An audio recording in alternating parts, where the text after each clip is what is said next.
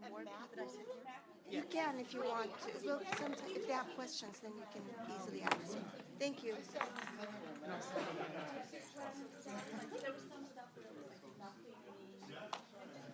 So it's just sort of waving it around, taking pictures.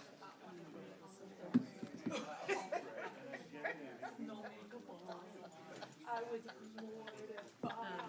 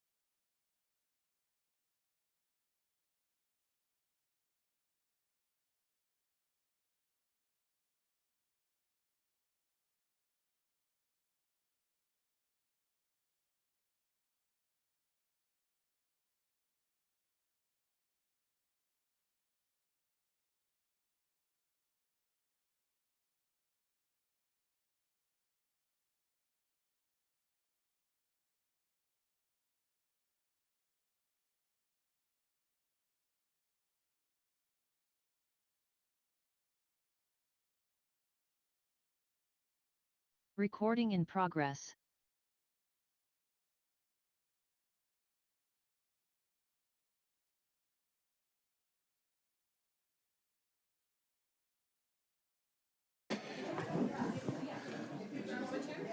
She's got a tough job.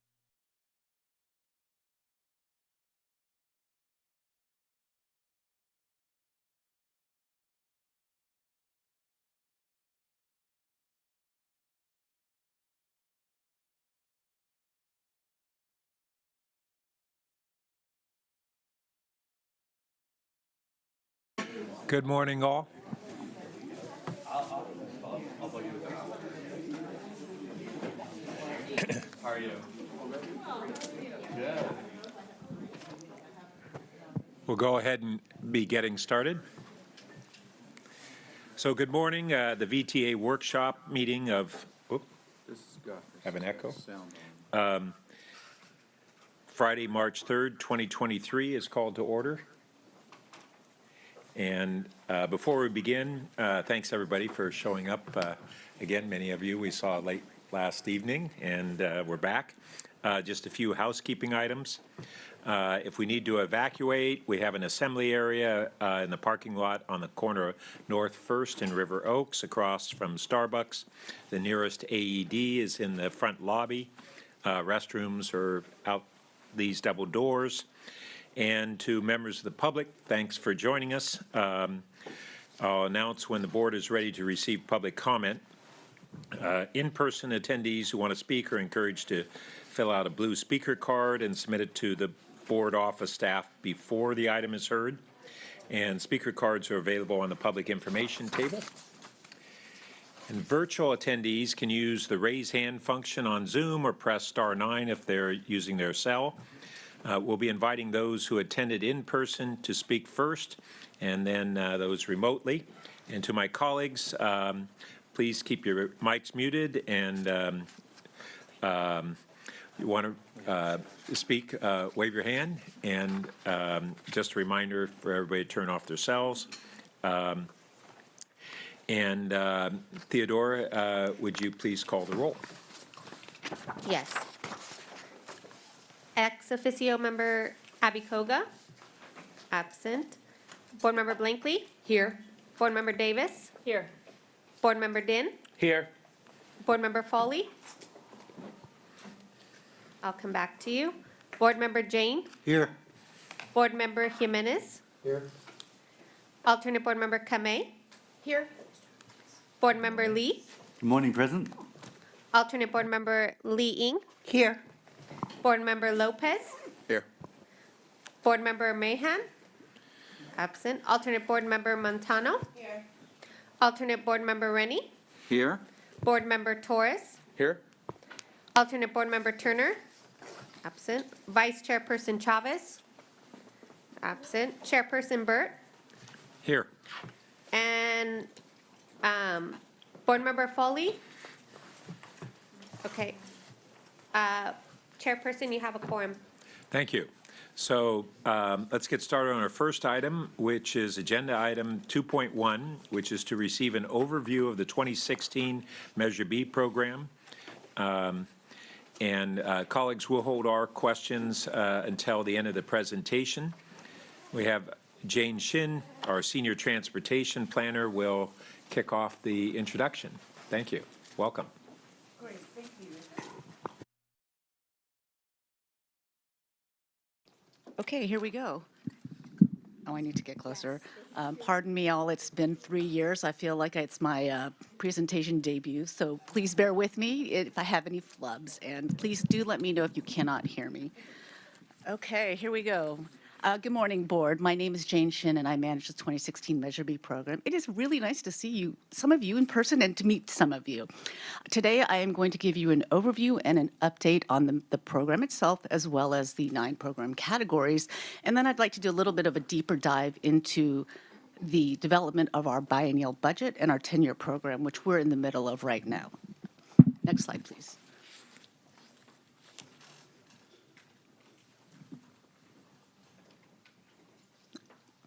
Okay, thank you. The icons you see on the left show that we do have 9 program categories within the entire measure program. Collection of the half-cent sales tax began on April 1st of 2017 and will go through March 30th of 2047. Now, some of you may remember that distribution of funds was halted for 2 years due to a lawsuit. So I feel that we have just begun to start being able to spend our funding.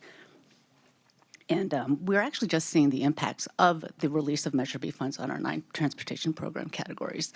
In addition, the measure does specifically state that an independent citizens committee will oversee the expenditures of the funds to make sure that they are consistent with the measure. And our 2016 Measure B Oversight Committee fulfills this role. Next slide, please. Okay, since April 1st, 2017, we have collected approximately $1.32 billion with a B through December 2022. And the board has approved about $1.15 billion in allocations through the end of fiscal year 23, which does end this June. We have actually, quote, spent expended about $380 million through December 2022. And as a result, I personally think, wow, that's really loud. Sorry if you're getting feedback. That it is because of not only the lawsuit, but also the impacts of COVID. And we are really starting to see our programs and projects move forward and progress. And the transparency website that you see in bullet point 3 is where you can actually see where those expenditures and allocations have gone. You can see them by program category, by jurisdiction, or even by project. And we are continuously improving it so that the user can find what they're looking for. I'm really excited about this transparency website. I feel that it provides a really good one-stop shopping for the public or for users to see where our funds have been going. Next slide, please. In front of you are what I think are the 4 board actions that have really shaped how we are delivering our program. The first is a complete streets consideration requirement that the board adopted. This requires all projects using 2016 Measure B to consider complete streets elements. We require that project managers fill out a pretty extensive checklist, and then we will put those on our transparency website so the public can see what is being looked at. Complete streets for local streets and roads was actually called out in the measure itself. The second item, program guidelines, are the framework of how we implement and deliver each of the 9 program categories. Those categories are very different from each other, and it is actually, the program guidelines are attachment B in the memo packet, and you can see that a cookie cutter approach does not work to deliver each of these 9 categories, so they are distinct and different from each other in how they are being implemented. And then the last 2, the 10-year program and biennial budget principles, as well as the need capacity-based program readiness criteria, were adopted by the board in spring of 2021. These 2, which I will go into more detail later, are the groundwork of how we are developing the biennial budget as well as the 10-year program. Next slide, please. And need capacity programs, what are those? We have actually divided our 9 program categories into 2 categories, so lots of categories here. The need capacity programs are the 6 that you see on top, BART Phase 2, the 2 Caltrain program categories, highway interchanges, county expressways, and SR 85 corridor. The remaining 3 are what we're calling formula-based categories, and they receive their allocations based on their program ratio of the program tax revenue, which I will go into more detail in a few slides. So what I plan to do next is to go through each of the 9 program categories, just hitting highlights and of what's going on with each program. So next slide, please. So local streets and roads, for me, the takeaway here is there's a lot of pavement and maintenance happening around the county, as you all are well aware of. In addition, the cities of Palo Alto and Cupertino are using their pavement money on congestion relief projects as their PCI, or pavement condition indices, are higher than 70. They actually have been well in the 80s consistently. Next slide, please. And as mentioned before, complete streets considerations are required by the language of the measure for the local streets and roads program. And I wanted to give you just a shot of the before and after of how the money is being spent, not only just for improving pavement, but the consideration of the complete streets requirements. Next slide, please. BART Phase 2 has been allocated $150 million, of which no 2016 Measure B funds have not been expended. However, with the increase of Phase 2 activities, I do expect that this change soon and that we will see some expenses hitting our program. Next slide, please. A bicycle pedestrian. We have 3 subcategories for this program. The first two, capital program and planning studies, are implemented as competitive grant programs. Capital projects, we've awarded funding to 19 projects throughout the county. Planning studies, we've actually just finished our second call for projects and have received 6 applications. You will see the staff recommended project list in, probably at your June committee. I will state that we do notify our policy advisory committee as well as our technical advisory committees of when these calls for projects go out, so that your cities are aware of when we're having these. We also work with the technical advisory committee's capital improvement program working group, which is comprised of staff from all of your cities, the county, and VTA, to not only work on developing the criteria for all of our capital, our competitive grant programs, but also to work with developing and improving as we go. And they are also, again, well aware of when the calls for projects are going out. And finally, the third bike ped subcategory, education encouragement. As you see, the funds are distributed on an annual basis, and these are for non-capital projects that do for education encouragement of safe bike, pedestrian, walking, and so forth. I'm going to peek at my notes here. So, and then with the lifting of COVID restrictions, we are really excited to see what agencies have been doing with these funds, and we'll get a glimpse of that in the next slide or two, please. Next slide. So again, I wanted to show you some of the activities that our agencies have been working on. This slide and the next slide gives you a look at what's been happening in the county. I do want to note that the bottom right photo is from the city of Sunnyvale Bike Rodeo, not Cupertino. So I apologize to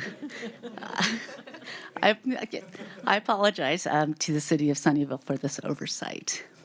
Next slide, please. Caltrain Grade Separation Program, again, is for those projects in the cities of Palo Alto, Mountain View, and Sunnyvale. There are 8 eligible sites. We have executed various funding agreements with the cities for their respective projects and various phases of those projects.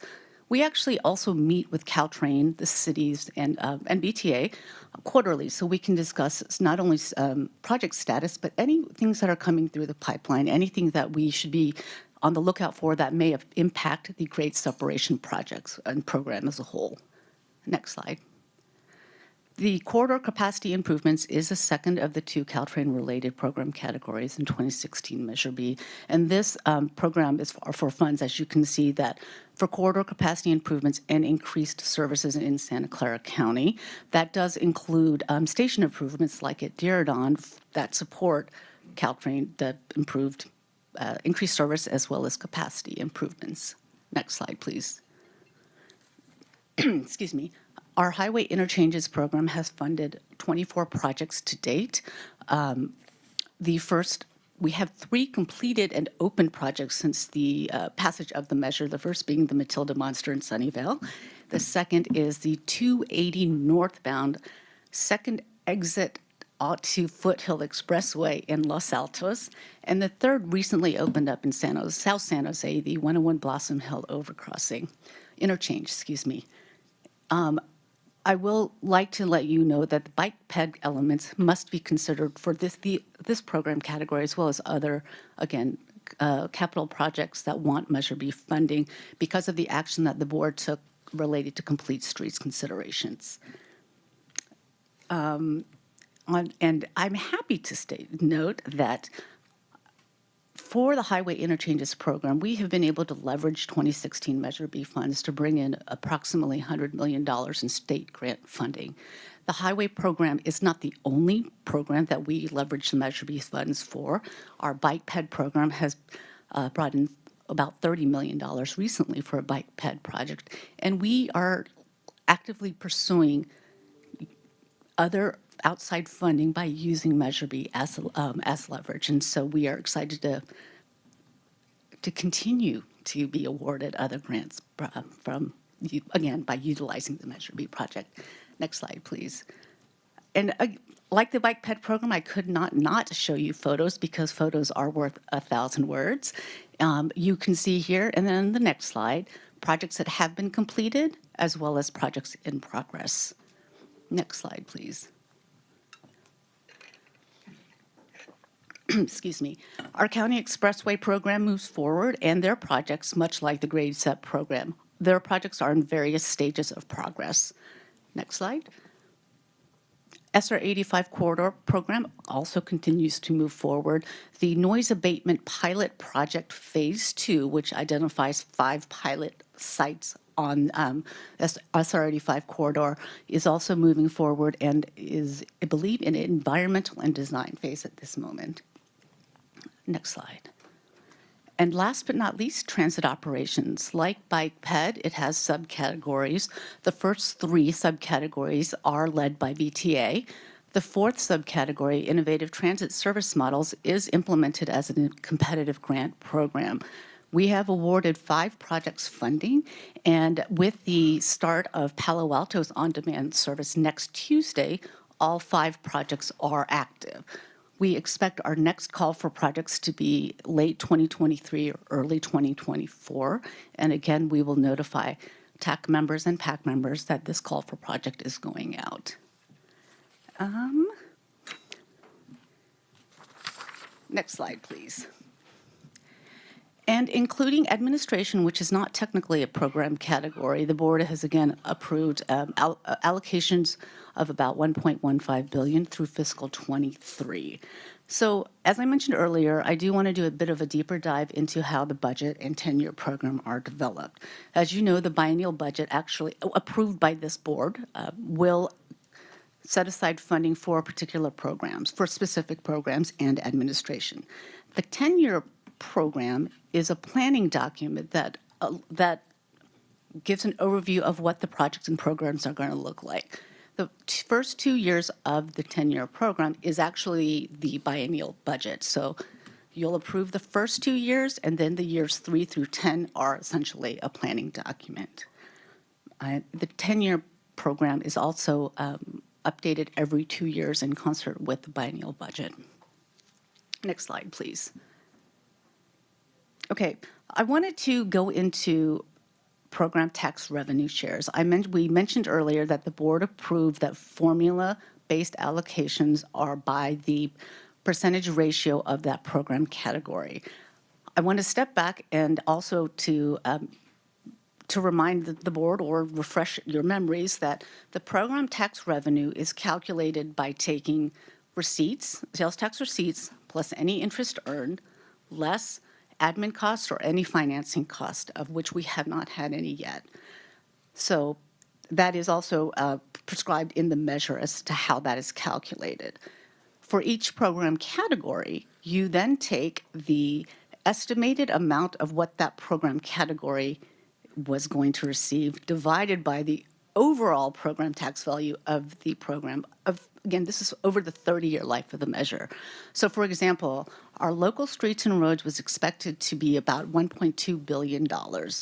And you divide that by the expected overall program tax revenue for the entire program of 6.3 over the 30 years, and you get 19%. So that's how these percentages have been calculated. Excuse me. And I do want to clarify that the allocations to date on the slide before may not equal their percentage shares per program category, because again, those percentages are based on the 30-year life of the tax, and we've only had 6 years worth of allocations. And because the program category is based on that 30-year life of the tax, I am working with our fiscal team to develop a tracking mechanism because I'm not going to be here in 2047 when the tax wraps up. So this way we can make sure that whoever is calculating that we have a ground and a good foundation of how to develop and calculate that. And that will also allow us to see as we move forward, how are we doing and to look at that. So next slide, please. Go ahead. Okay, with regard to the 30-year thing, I just want to clarify that you just explained that the percentages that are here are based on the overall 30-year program. So 30 years projected revenue, what percentage of the 30-year projected expenses in each of these categories is expected, and that's how we come up with these percentages, correct? It's not expenses, but yeah, well, technically, yes. Okay. Oh, yes. Okay. Expected 30-year program, total program value Right. versus divided into what each program category was expected to receive over 30 years. So then, when you look at the program category allocations through fiscal year '23, for example, the slide right before this one, those numbers, if I do the math, it doesn't come out to exactly, okay, and that's because? That is because of the way we have been allocating. First of all, it is based on project need, not necessarily percentage basis of each program category. And before the board adopted the principles, we did, again, it was essentially what project needed money when. What we are doing and what is one of the principles that we'll see in the next slide is that for those 3 formula-based programs, we are actually going back and truing those program categories up. So that's local streets and roads, transit operations, and bike ped. So we do try for those 3, we do true it up, and that should be very close. For the other need capacity base, those 6, they may not. Understood. I'm just going back to this sort of thought process is sort of how we ended up with, BART Phase 2 had a great need, and that ended up consuming, it was kind of front-loading expenses. That's been changed, that's all been corrected, but I just want to make sure that we all on the board understand how the annual disbursements are happening in relation to those percentages. Right, and I will get into that in the next Okay. few slides. Great, thank Okay. you. Thank you, Chair. Oh, next slide, okay. And so to Director Blankley's questions, so we have the principles in front of you that were approved by the board again in spring of '21. Bullet points 3 and 4 specifically direct us how we allocate funds for those 3 formula-based programs and then the 6 need capacity-based program categories. Excuse me.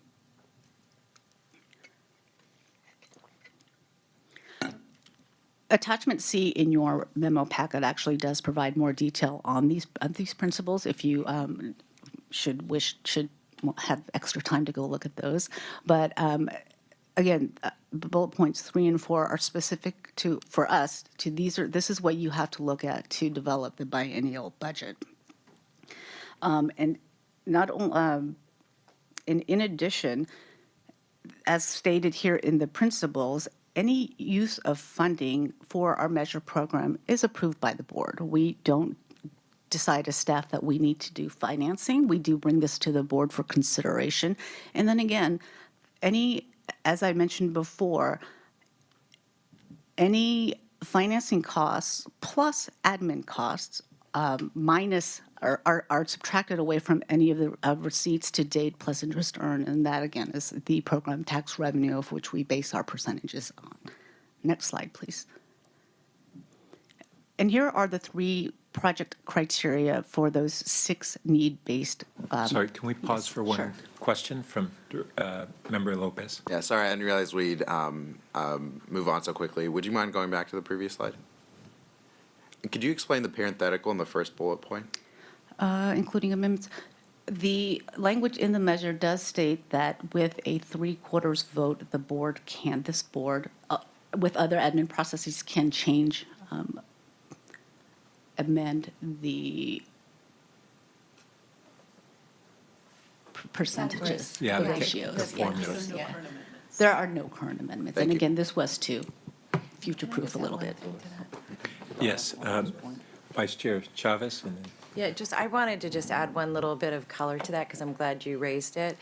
That was a very big contention for the board. And so one thing I wanted to just share is that the reason that language is in there and at such a high rate is that it would encourage the board to have any discussions about serious changes that would need to be made to the ballot measure. So I think it's good that you caught that, because it's actually worth all of you knowing that not only was that a painful discussion, but a really valuable one. And alternate Remy? Thank you. It's probably a good time to ask this question. We are already collected for 6 years, and you're talking, there's some categories that have a lot of big projects like BART or even highway projects that are kind of trying to calculate how much money are they going to have. And your 6.3, if I remember correctly, is the forecast for what the 30 years would be when we started. Now that we're collected for 6 years, we're 20% in. I was curious, how are we trending? Are we trending on schedule? Are we hoping to catch up? Are we, ahead of schedule? How are we doing? I would defer that question to Greg Richardson, our CFO, so for either now or later. Thank you. I would just add to what Cindy was saying, that in the 2016 negotiation, establishing this very high supermajority needed to make any changes in this formula was a commitment really to make sure that changes would be rare and have a very strong consensus to do so. Mm-hmm. Thanks. Better said. Good. Okay, any other questions on the principles, or I guess we can, okay, next slide, please. All right, in the need capacity-based program project readiness criteria, you see the three in front of you, so really what needs to happen, and these are for not only the biennial budget requests, but also for inclusion in the rest of the years 3 through 8, the 10-year program. So I'm just going to walk you through it quickly. I reach out to all of the project sponsors. Your project is eligible for funding. What do you think you need in years fiscal 24 and fiscal 25, as well as from 25 through 33? If you are requesting funding, again, these are only for those 6 project categories: BART Phase 2, SR 85, highways, county expressways, and the 2 Caltrain program categories. How do you meet these? How do you meet this board-adopted criteria? Do you have your funding in place? Do you have community support? Where are you in the project readiness? Have you completed your environmental if you want to move forward for funding? So project sponsors do have to meet these criteria. For us, again, it's more strict if you are requesting funds in the biennial budget versus in the out years, because again, the out years are a planning document, and we know that things change, projects change, project schedules change also. So, and this as well as the more detailed information is in your memo packet as well. So with the information that I requested from the project sponsors and all of the eligible program categories from your cities as well as from VTA, I've taken that information, and then I'm also working on as the board principle states, the allocation for the formula-based programs. So looking at those ratios versus multiplied by the, expected revenue, doing the cleanup and true-up, and packaging all that together to be presented to this board for consideration in May. So next slide, please.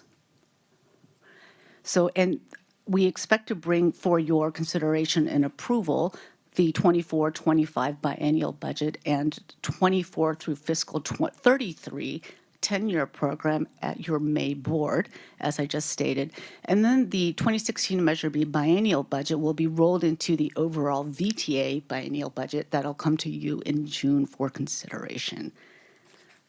Next slide, please.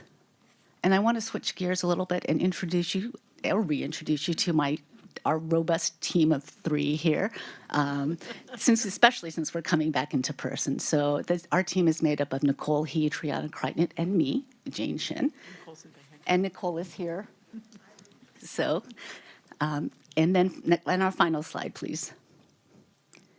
And I wanted to leave you with some resources. Again, you have the transparency website, which I again, am proud of because we can show everybody where the funding is going, where the allocations are going. The second bullet point is another, we have annual program reports that roll up each fiscal year. How much have we collected? How much have we spent? What are the highlights for each program category? And I believe the board also gets our monthly, what we call placemats. At least they go through the standing committees that give you a snapshot of each month, what's going on, what are the highlights. And then the last bullet point, if you have any questions or kudos for our team, please do feel free to email it to us at 2016measureb@vta.org. And with that, I conclude my presentation, and thank you again for letting me debut after 3 years.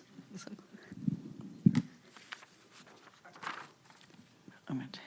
I want to thank Jane and her team and Marcella, who's been, really was part of helping put together the measure and provide the support that the board had when they were doing it, and as well as some other people who've not here with the agency, a couple of them in San Jose. But I do want to say that one of the things that Jane didn't mention is that oftentimes we ask for a match on some of these programs, like Highway or others. Highway, if you have a chance, read through the ballot language, you'll see a lot of projects that are specifically named that the money can go to. So that's some things also that is a restriction. So some programs, like the highway program, has the names of the projects. It's going to be difficult because of the amount of money that we have for highway to fund all the highway projects. That's true in many of the categories when they're all named. So the more we can leverage, the better. So we've done well in being able to leverage money, but we really need to leverage more if we're really going to build out that program, because, of the money, say, for example, on the highway program, we've spent about $300 million. We've leveraged a little over $100 million. That's not going to get us towards even close to the end of the program. So just be aware that as much as we can go for any state or federal type programs or other local funds, if you have, transportation infrastructure fees or whatever, those have actually been very helpful in helping provide the match for the cities. But the more that we can do that and the more we can have that, it helps us to build out that program, because at this point, we won't have enough highway money and maybe bicycle ped to get all the way through all the projects. And so unless we leverage a lot more dollars. So I just want people to be aware of what programs are in the ballot measure, because we didn't go through them all. It's a long list. And also that we are still looking at how we can leverage these projects for more money. Thanks. Can I follow up and ask the staff to clarify? In 2021, we had some additional clarifications and resolutions to clarify the formula and the limits of how much of Measure B could be applied to the BART project. And can staff just share for everyone, what those terms were, just so that everybody understands those reassurances that occurred? Specifically for the BART program, I believe you're referring to the 25% cap. That is Yes. actually written in the measure. So Actually, what he's referring to is actually something else. So at that time, what we did is that at the urging of then board member Joe Simidian, Joe wanted to make sure that we all understood exactly how the percentages were going to be addressed, and there was a little bit of a conflict in the ballot measure, in the interpretation of the ballot measure relative to the percentages, and that was actually the first clarifying act we took.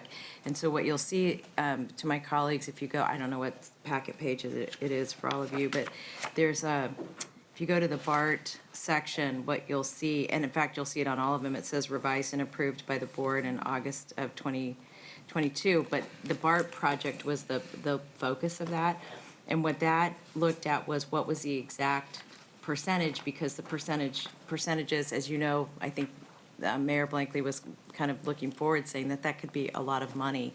And so that percentage was refined down to a 23 point something instead of a 25. That's my recollection anyway. I don't know if another person has it.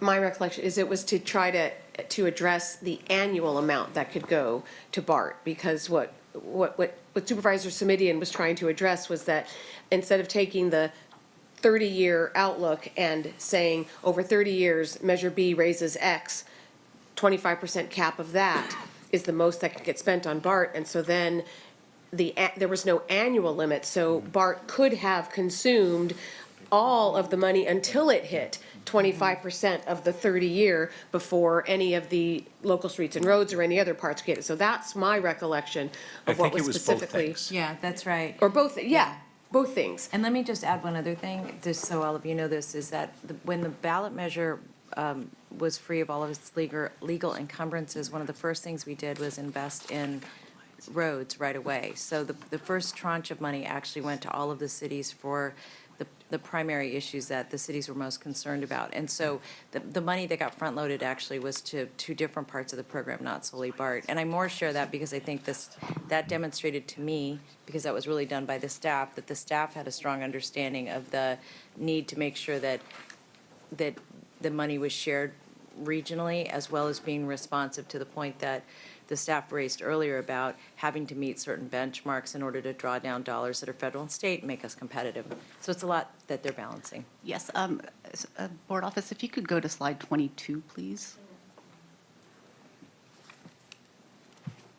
And what everyone is discussing, I do feel that memorialized, I'm not sure if that's the right word, in the principles. And so the principles right. do reflect what you are all discussing. That's one more. Perfect, thank you. So we will invest in all 9 program categories throughout the 10-year program as long as funding remains available. We will do the formula program categories based on their percentage ratio. And then as Director Chavez was saying, yes, projects have to meet those project readiness criteria to receive funding, period. We are not going to allocate money to a project that's not going to need that money for 5 to 10 years because we don't want to hold that up for other projects to use. And with that, we also did include the use of finance tools for, subject to available funding capacity, again, that the board must approve in order to do this. And this is not just for one project. As I believe Member Rennie had said earlier, we have a lot of big ticket items coming down the pipeline. Our Grade Set program those aren't cheap, as we are learning. So, and that's one reason to have the 10-year program. When are all of these allocations going to hit? When are the requests coming? So we can really see as staff, all right, when do we need to prepare and how do things look? But I do feel that all of the questions through the many meetings that we had, which were wonderful and fantastic, I do feel like they were memorialized by these 6 principles. And again, it was lots of robust discussion on these. Member Torres? Yeah, great. Good morning. Thank you so much for that presentation. I'm new on the board. I'm actually new on the San Jose City Council as well. So forgive me if I don't know this answer, or this discussion needs to happen offline. I'm so glad that we went to the principles, by the way, because that's my question was going to be that. When I read the principles, they're strong, they're good, but I don't see anything that has to do with equity on this. So not sure if Measure B money or how Measure B money is being used via an equity lens. I can try to answer that. So some of our funding goes back directly to the cities. So like our local streets and roads program and our education and encouragement program. So those go back to the cities and the county directly, and that would be up for the cities to use. One of our projects, well, really 2, are State Route 85 as well as the BART Phase 2. It's essentially one project. It's a one-project program. So the others we have competitive grant programs with an equity criteria, that equity considerations that we do require people to address, at least when applying for funding. And then some of the other programs, again, the Grade Set projects are, I hate to say it is what it is, but they are in their locations, so they do get those available funding for those spots. So as best as we can, we have at program level tried to bring equity considerations into the mix when we're distributing funds. Particularly in the competitive, almost all of our competitive grant programs, whether it be through Measure B or other ones that we're running, haven't usually, I actually don't know of any that wouldn't have an equity component to it for competitive projects. So I So it's a little different varying on the competitive, which program it is. Great, great, thank you. And then, and I know this, and folks on this, in this panel know this, but with these types of measures, we cannot utilize salaries, right? We can't pay salaries. We can pay we have an administrative cost. Our administrative costs on this program are quite low. Jane works, very cheaply. And, just kidding. We do have very actually low admin costs. So it does cover, and it does cover, the work. Oftentimes, some of the cities say they're helping deliver the projects. They may choose to use some of it to cover, as capital costs. I mean, usually it's not a salaried or, because it doesn't go into an operating cost budgets, but it does cover salaries if need be, depending on how it's defined. And we actually do oversight on how the expenses are spent. And there are times, you might want to explain, for example, on projects, we actually oversight the project Right. and the plans. We actually do have a fairly substantial monitoring process. I will for this, for the new members of the board, all of our funds are available on a reimbursement basis only. You have to be eligible, and then what you're asking us to pay for has to be eligible. So we do, as part of a high level, well, actually, we do go into the details on all of the invoices that come in. If it's not eligible, we're kicking it back.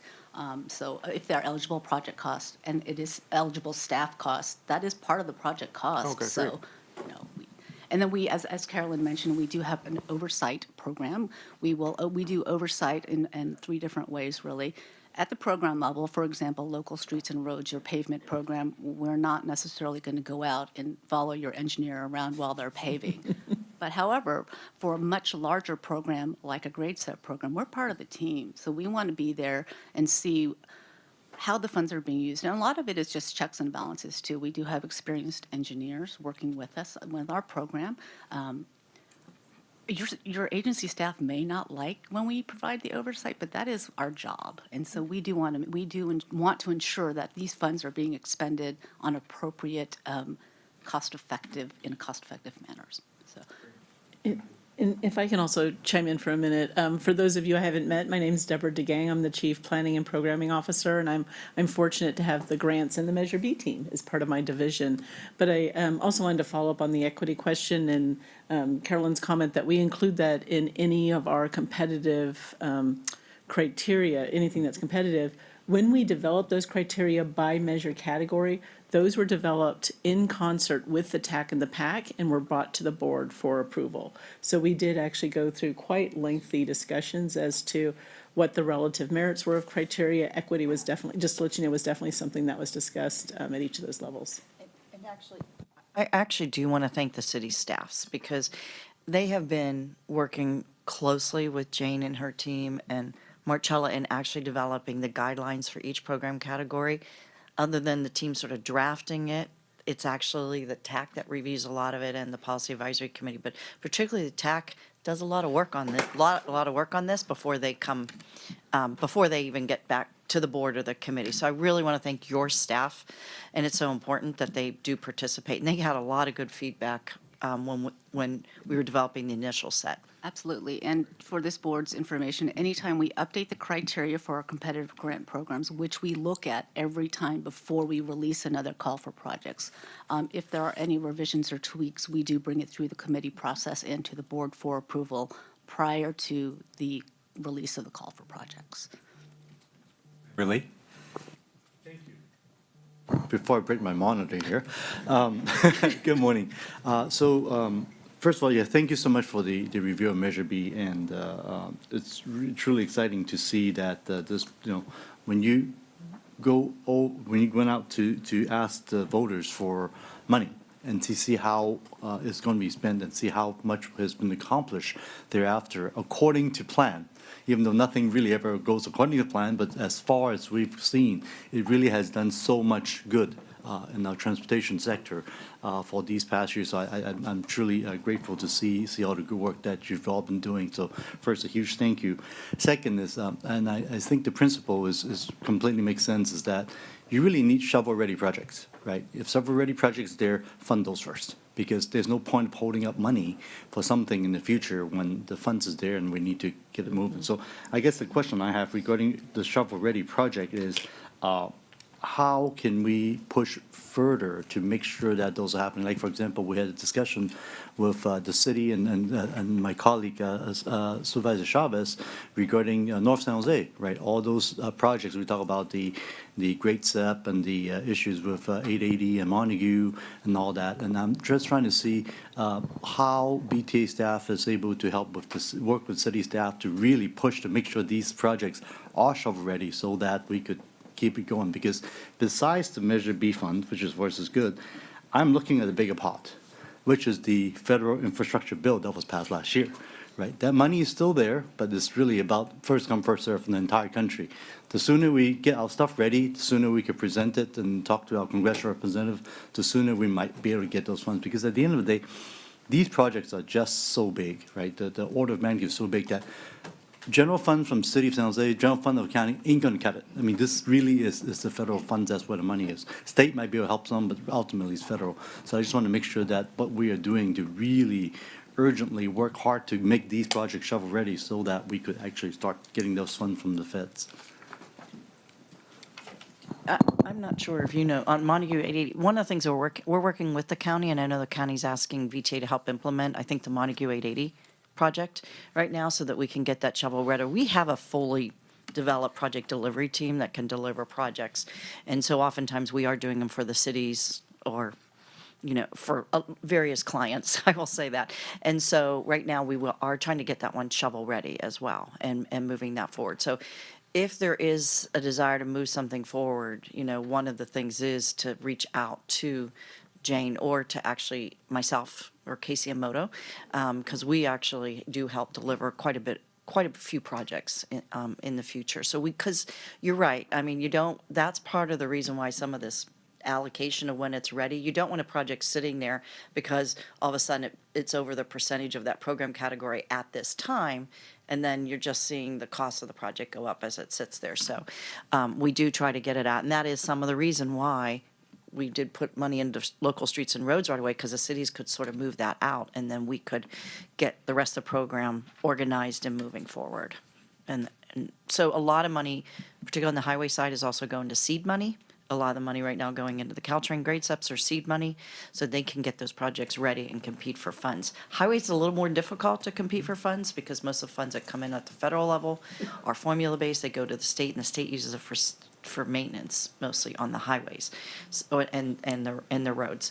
So that is something we'll have to continue to try to figure out, where can we get additional funding for highways? And not that we want to do, but a lot of the highway interchanges are safety projects, Right. or projects to support the other movements through there, bicycle ped, which the state is completely, advocating for as well.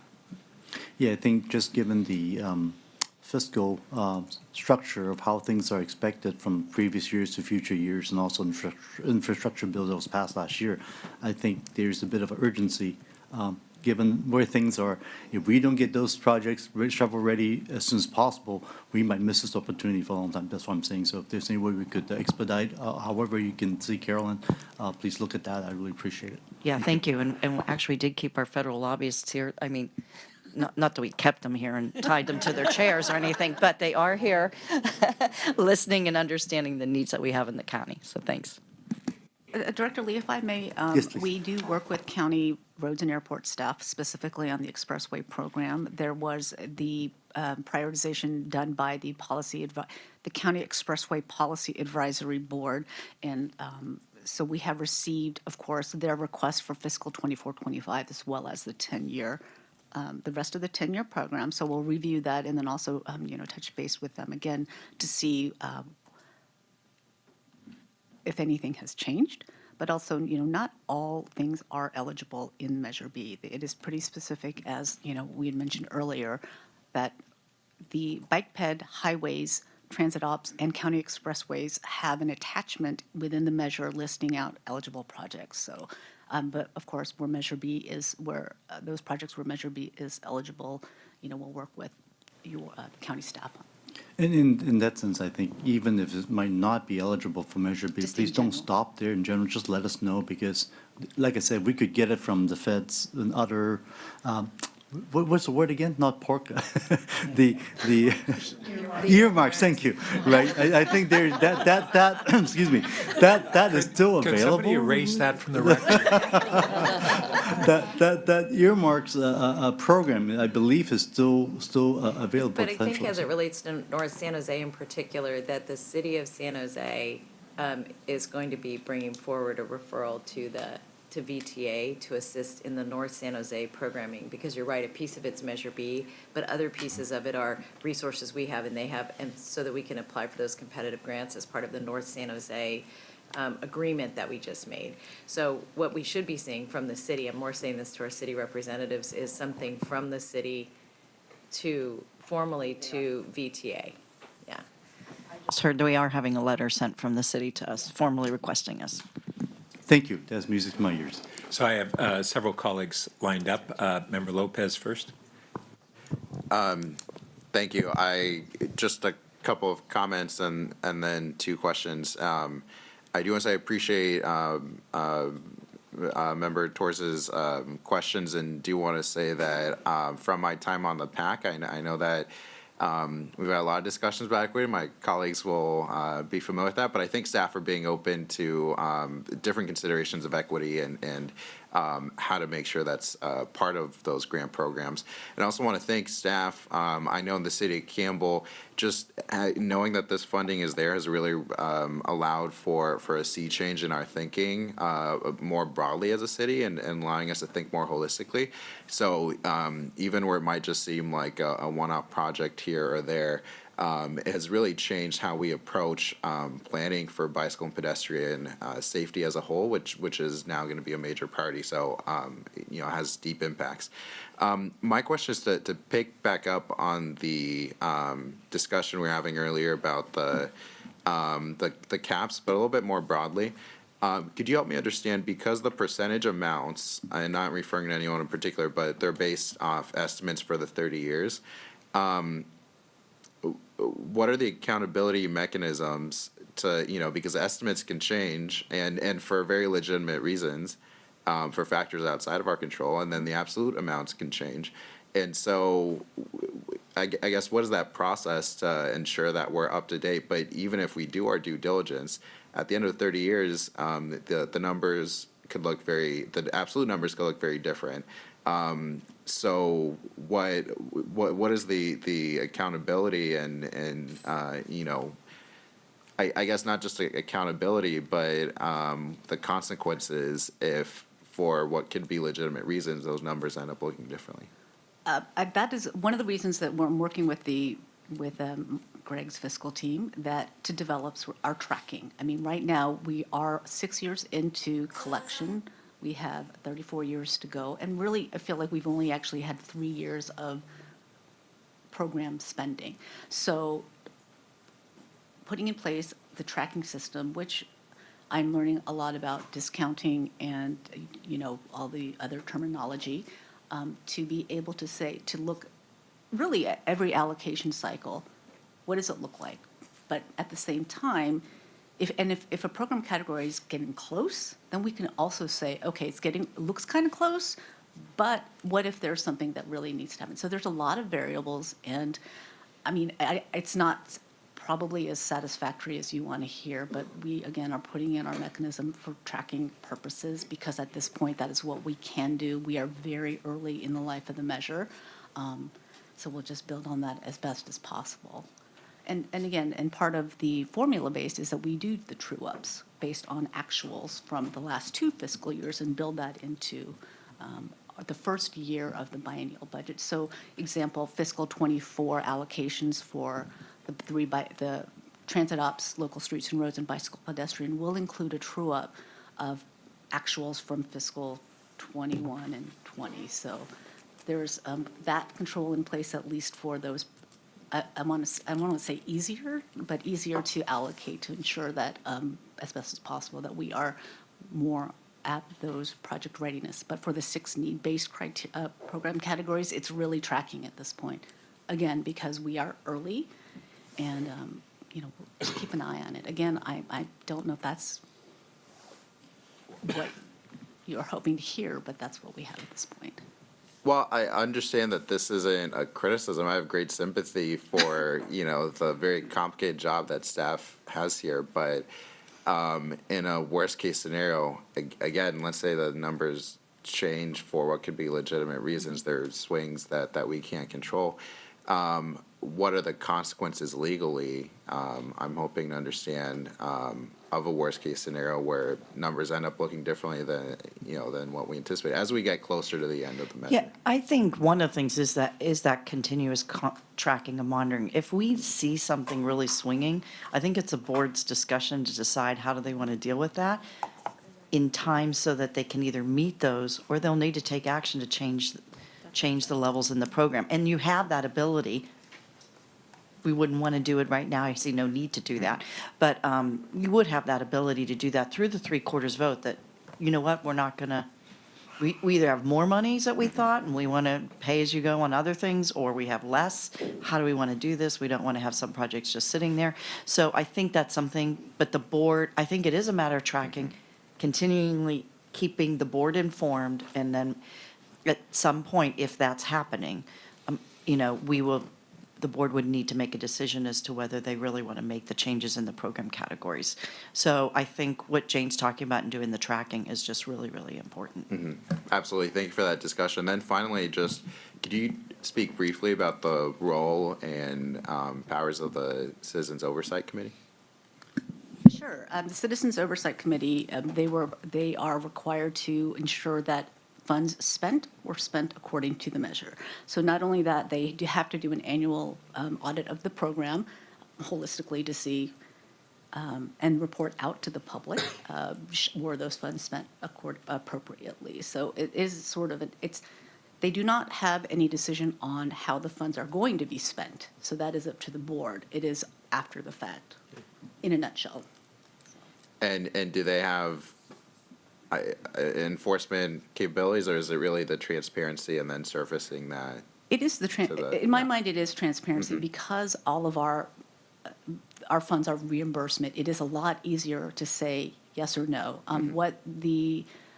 Through the Oversight Committee, the auditors have come up with, though, through the Measure B Oversight Committee, is best practices for us. Does the program admin have in place processes X, Y, Z? And so helping us ensure that we are, again, not only that the funds are being spent appropriately, but we are following the procedures that we've set out to. So. Mm-hmm.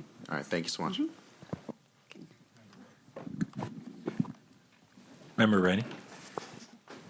Thank you, Chair. I wanted to go back to the comment about waiting for funds to accumulate in a category. And I know this isn't the right time to necessarily think about it, but being an alternate, I don't always get to be there at the right time during the discussion. So I wanted to put this in, and hopefully board members will think about this at the time. For a lot of years, we've been in a environment where the cost of construction were escalating much faster than the cost of borrowing. That's reversed currently, with the current fiscal tightening, and, costs went up so fast during the pandemic, they're probably coming down a little bit now. But I expect that's going to reverse in the future. So I just wanted to put that hopefully in your mind to think about in the future when borrowing costs come back down and you're looking at, well, we don't have money yet for this expensive project. I'm hoping you'll think about, well, the costs continue to go up, and if they're going to go up faster than the borrowing, it may not be a good idea to wait for the few funds to accumulate. So I just wanted to put that hopefully for you to think about in the future. Thanks. Vice Chair.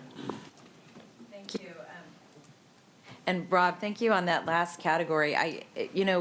One thing, just because I think probably there are a handful of us that were part of the 216 measure getting designed, I just wanted to give two kind of board global experiences and just my perspective.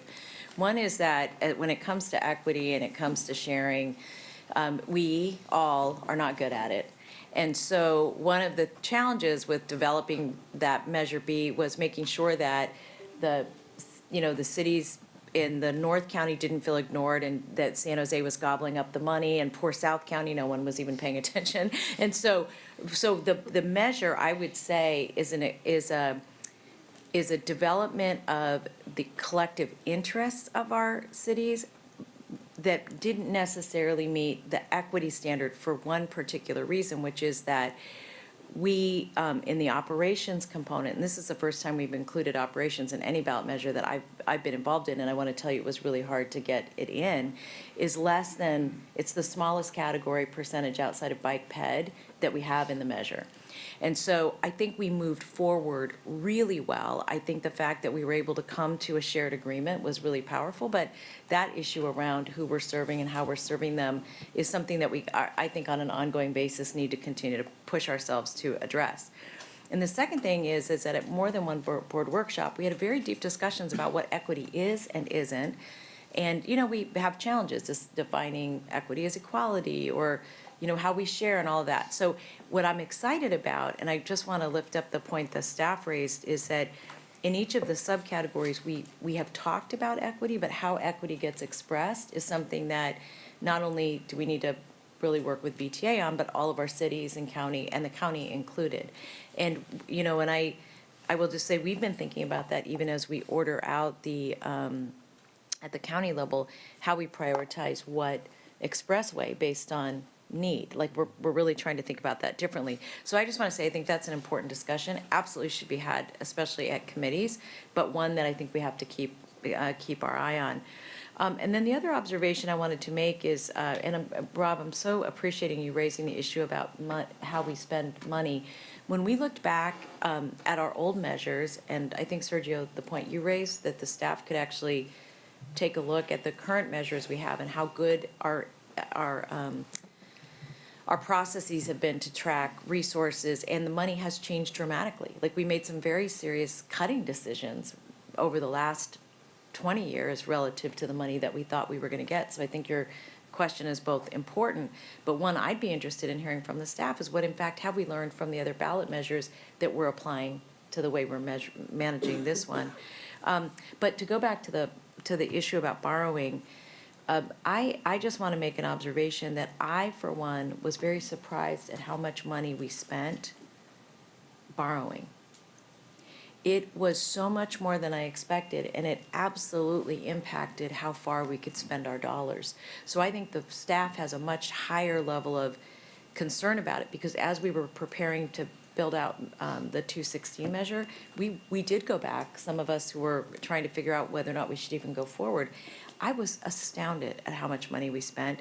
And I will just say that one thing I'm concerned about is exactly what Rob said, which is, how does government become more opportunistic in the market to be able to take advantage of when it makes sense to finance something and when it doesn't, and what are the things we do and don't finance. And then the other thing I would just say is that I think it's really important that we think about our relationships with banking institutions differently than we do today, because each entity, you, the county, all of us, have our own relationships, and we're borrowing money and kind of being picked off one at a time with where I think if we were one single corporation, the leverage we would have with our banking partners would be very different. And I more say that because I know now we have Greg, and no pressure, but I have just such hope that I'm going to say this out loud the same way Rob is, that I do think that is, if I look back at our previous measures, the amount of money we spent borrowing could build out a couple of the projects that we're talking about right now. I mean, build them out. And then the only last thing I wanted to add to this part of the discussion is, I do think that, just to go back to the Oversight Committee, I was just trying to look up how we designed that Oversight Committee, but I do think the question that Sergio asked about their role, they do look backwards and they give us a grade, right? Essentially, you're doing a good job, you're not doing a good job. You know, we should think about, as part of the biannual budget, having the chair of that committee, along with the auditor, come and give a presentation to the board. Because I think the way it's happened has been more passive, and I think that in order to address all the issues that the board has raised today, that the better understanding of how how that auditing partner looks at us, I think would be really helpful. I'll say for Measure A, the housing bond, we put these on the ballot at the same time. I still can't believe we did that, but anyway, that the oversight we have there gives the auditing firm, the oversight committee has the opportunity to hire as many auditors to do as many audits as they want. They have a minimum of one audit a year, but if they see something they don't like, they can hire the auditor and the board just has to write a check for them. And they do grade us, we get a full report, and it's been very, very informative for us in terms of policy decisions we've made that could include decisions relative to borrowing. So those are just some thoughts, Chair, that that if the staff and the board think are valuable, I'd encourage them. Member Jay? Yeah, thank you. So I'm always eager to leverage our money by trying to get matching grants but I was speaking with someone at DOT and he was explaining this bewildering number of programs, including some loan programs like TIFIA and RIF. And it sounds like we're just going to get a lot more programs with the bill and the IRA, the Inflation Reduction Acts. So I know we heard from our federal lobbyists last night. This DOT fellow recommended that the city of Santa Clara hire a financial advisor to help us navigate all this landscape of grants and programs. So my question is, how does VTA has expertise in this? How does VTA help the city navigate that? And then my second question to Vice Chair Chavez's point was, it sounds like we spent a lot of money borrowing from banks, but the RIF program has $100 billion in it. So it seems like we could be borrowing from the federal government, maybe at lower rates. So I wanted to understand that. I'm going to say we do look at like TIFIA and others. We haven't taken advantage of those kinds of loans. We have in the past from a state loan, but Greg, do you want to speak to sort of what we are doing? For us, we're particularly doing it because of the BART project to finance a $9 billion project. And much of it is in finance costs. So I'll give you a little bit of what we're doing and how we go about that. And then how do you help the cities? Yeah. I think, I'm not sure right now there's much dialogue among the cities, but that's something that we actually are aware of as part of this measure, that we may need to finance things that the cities need that are part of Measure B. But otherwise, and that might be something where Cindy's talking about is, being stronger together to get good rates. Excuse me, if I may, in relationship with the cities, we do, our grants team, our CIP working group that I mentioned earlier, we share a lot of information. If there are grant opportunities, we do share that with city staff. And then if they are interested, there's a dialogue between not my part of the house, but the rest of Marcella's part of the house, which is the grants program. So it's not a vacuum. If we hear something, we share. So we, again, want to leverage funds for projects within the county. And if Measure B can be part of that, that is even better. So we do share information at the staff level. And if I can just add quickly what Jane said, so we have a couple of recent examples where our grants team worked very directly with city staff to submit a grant application. So we do offer those services, and we're actually looking at whether or not, again, as being the county transportation agency, and I serve as a CTA director, whether those are member services that we're actually looking to increase over the next few years. So that's something not in this budget cycle, but I'm going to start developing a plan for over the next 2 years. But also then keep in mind that we tend to know transportation funding much better, and there's obviously a much wider range. But I'll let Greg talk to. I'll just give first, Greg Richardson, Assistant General Manager, CFO here at VTA.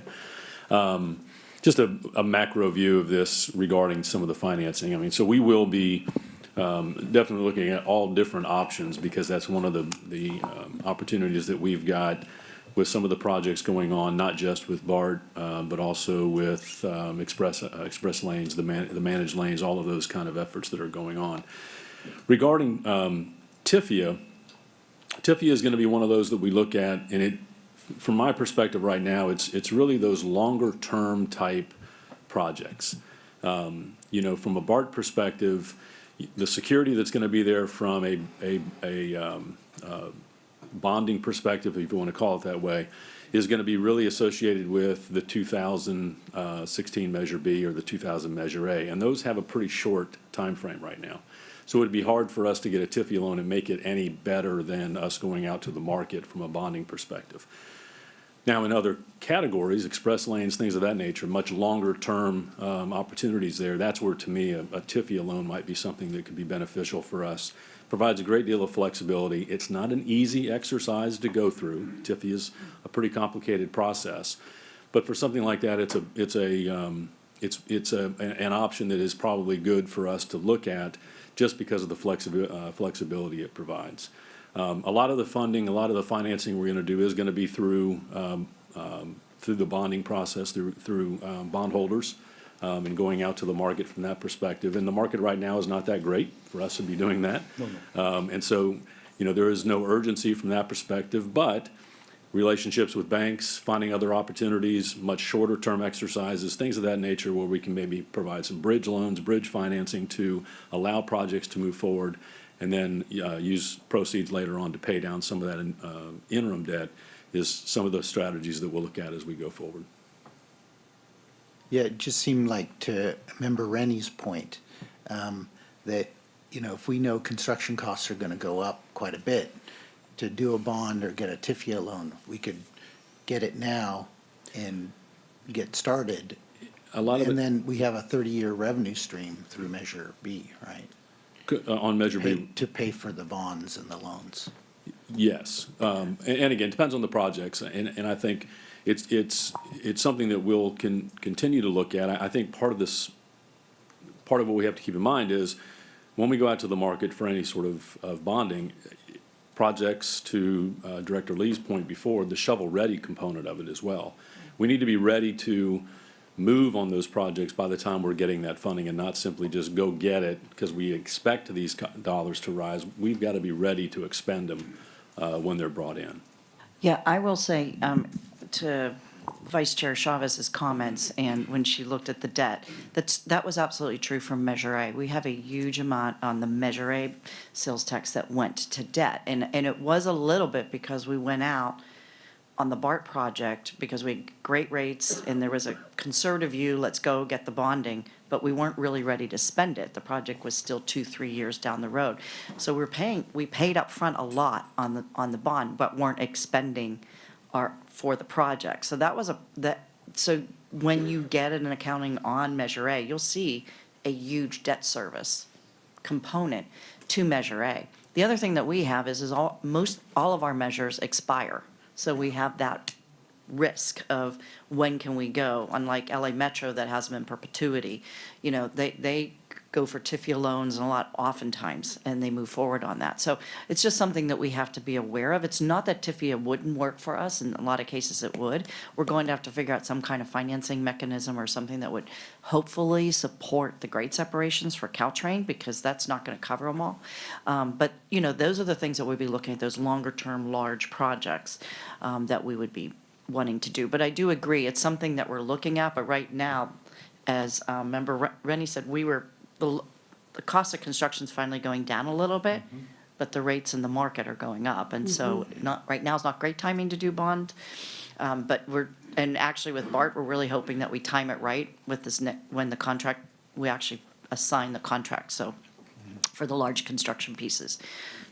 So one final point is, my understanding of TIFIA is that you don't actually pay any interest until you actually draw the money.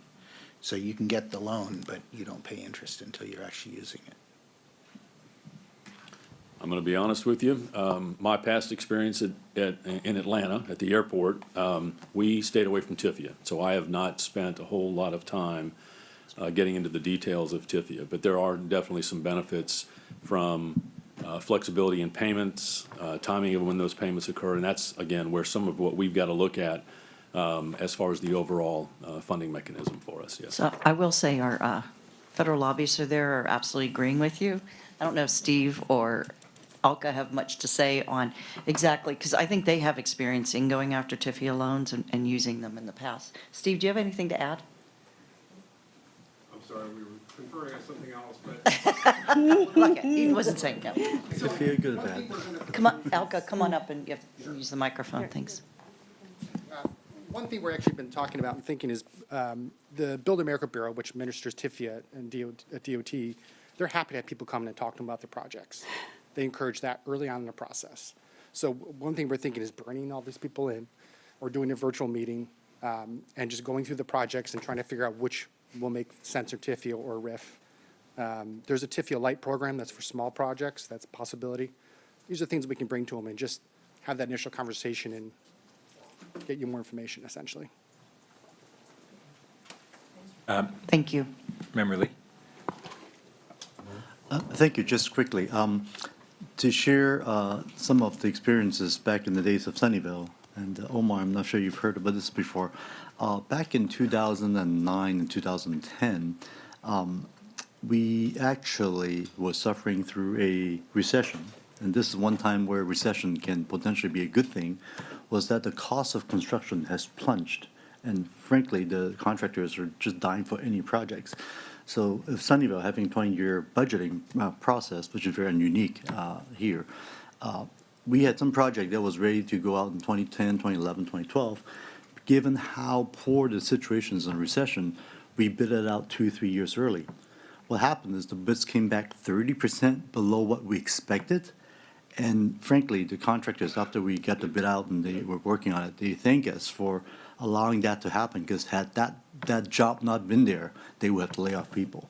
So just using that as an example is that I don't know, nobody knows as a crystal ball what the economy is going forward, but if some of the economists is correct that we might actually be facing recession, cost of construction could be lower. And if that's the case, I just want to make sure we're ready to take advantage of that to help save, our contractors as well, but also to get those bids out. Yeah, I mean, I will have to say on the BART Phase 1 project, we bid out roughly in that time frame as well. And we saw bids come in about 90 million under. It was roughly 12%, like about a 15% lower bid, and we're about 90 million right now under budget for that first phase as we're closing it out. So we did see that. It is timing. I will say when Gary Griggs was here yesterday and talking about the contracting packaging, a lot of the contract packaging was we were going to go out now with design build. It wouldn't make sense to go out. We'd be having them bid in a very volatile environment, which means that risk that they're bidding will be transferred to us, and in the cost and the schedule. So what we decided to do, and which I think we should have done, is that and one of the reasons why I was glad we brought in a peer review and redid the bidding, the packaging, the contract packages. We're doing a lot more design up front, and likely we'll go design, bid, build on some of the other on the activities. And the progressive design build helped because we weren't getting the bids up front as well on the big tunnel, on the tunnel project. The actual bids and stuff and the discussions will really come later this year, and hopefully there'll be more stability in the market. Member Lee Ying? Thank you, Chair. I know how important it is to make sure that we address the needs of all cities, and I really want to thank the staff for being open and mindful of even the needs of the small cities. And so looking at programs and working with other city staffs and providing the support needed. And I know that as we move forward, some of our commissions and governance has been facing criticism. But it's really important that we hear from all cities. And just like the dialogue we had at the PAC Commission to address the equity and funding, I think that's important that we continue to have that opportunity to hear from all cities. So I really appreciate everything that the commissions, the representative from the other cities have done to be open and to be supportive as well. So both the other peers and the staff. So thank you so much. Member Foley? Thank you. I appreciate the presentation and the overview of Measure B, but I hear a terminology that is being spread around, and I don't know what it means as a brand-new board member. What is a TIFIA loan? Can you give me real, I don't need financing 101, just basically what is a TIFIA loan, and federal funds, state funds, obviously, or sounds like federal, but, I don't have all. and maybe I'm the only one who doesn't know this. And I don't have all of the details on the TIFIA program, but it's a low-interest federal loan guaranteed by the federal government. So that, as it was said earlier, one of the board members said that you process the loan application. You do have to put a significant amount of money up front to secure the application. I think it used to be $100,000. And then once the loan is approved, you can start to draw that money down and repay it at a later date. I don't want to mislead you. A number of loans have been forgiven in the past. If there are certain circumstances that are met, but it's a way to get low-cost money that's guaranteed by the federal government. You have to. The one criteria is you have to have a method for repayment. There used to be a number of other qualitative variables, but they've narrowed the program down just so your ability to repay. Okay, thank you very much. And the T is specifically for transportation. They have other loan That programs was going to be throughout my the next, government. yeah, so it's infrastructure. Thank you. Oh, Member Dean. Thank you. And my appreciation to Member Foley for asking that question, because I think I'm also one of the new members that benefited from that. So you were not the only one.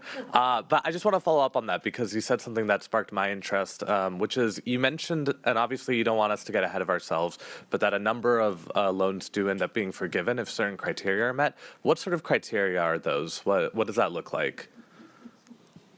Sorry, the criteria for forgiveness? Yeah. I don't know the answer to that. And again, I don't want to overstate that because that was a while ago, number of years ago. But I would not go into the process hoping for forgiveness. Of course. Thank you. I just want to add a few other thoughts. One is in this discussion about really a tension between where it's most advantageous to incur debt financing for its timeliness and being opportunistic to take advantage versus what we're also hearing is the additional costs that ultimately incur on a project from incurring debt either too soon or too high of debt when interest rates are at certainly higher than they've been in a long while. And that's a tension that we have to balance. It's not one or the other.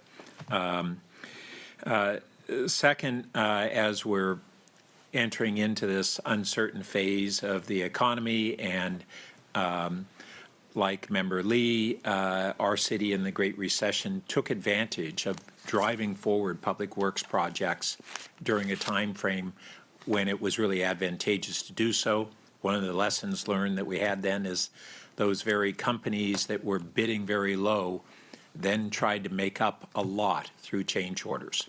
And so the contract administration challenges become even more exacerbated when they lowball a bid.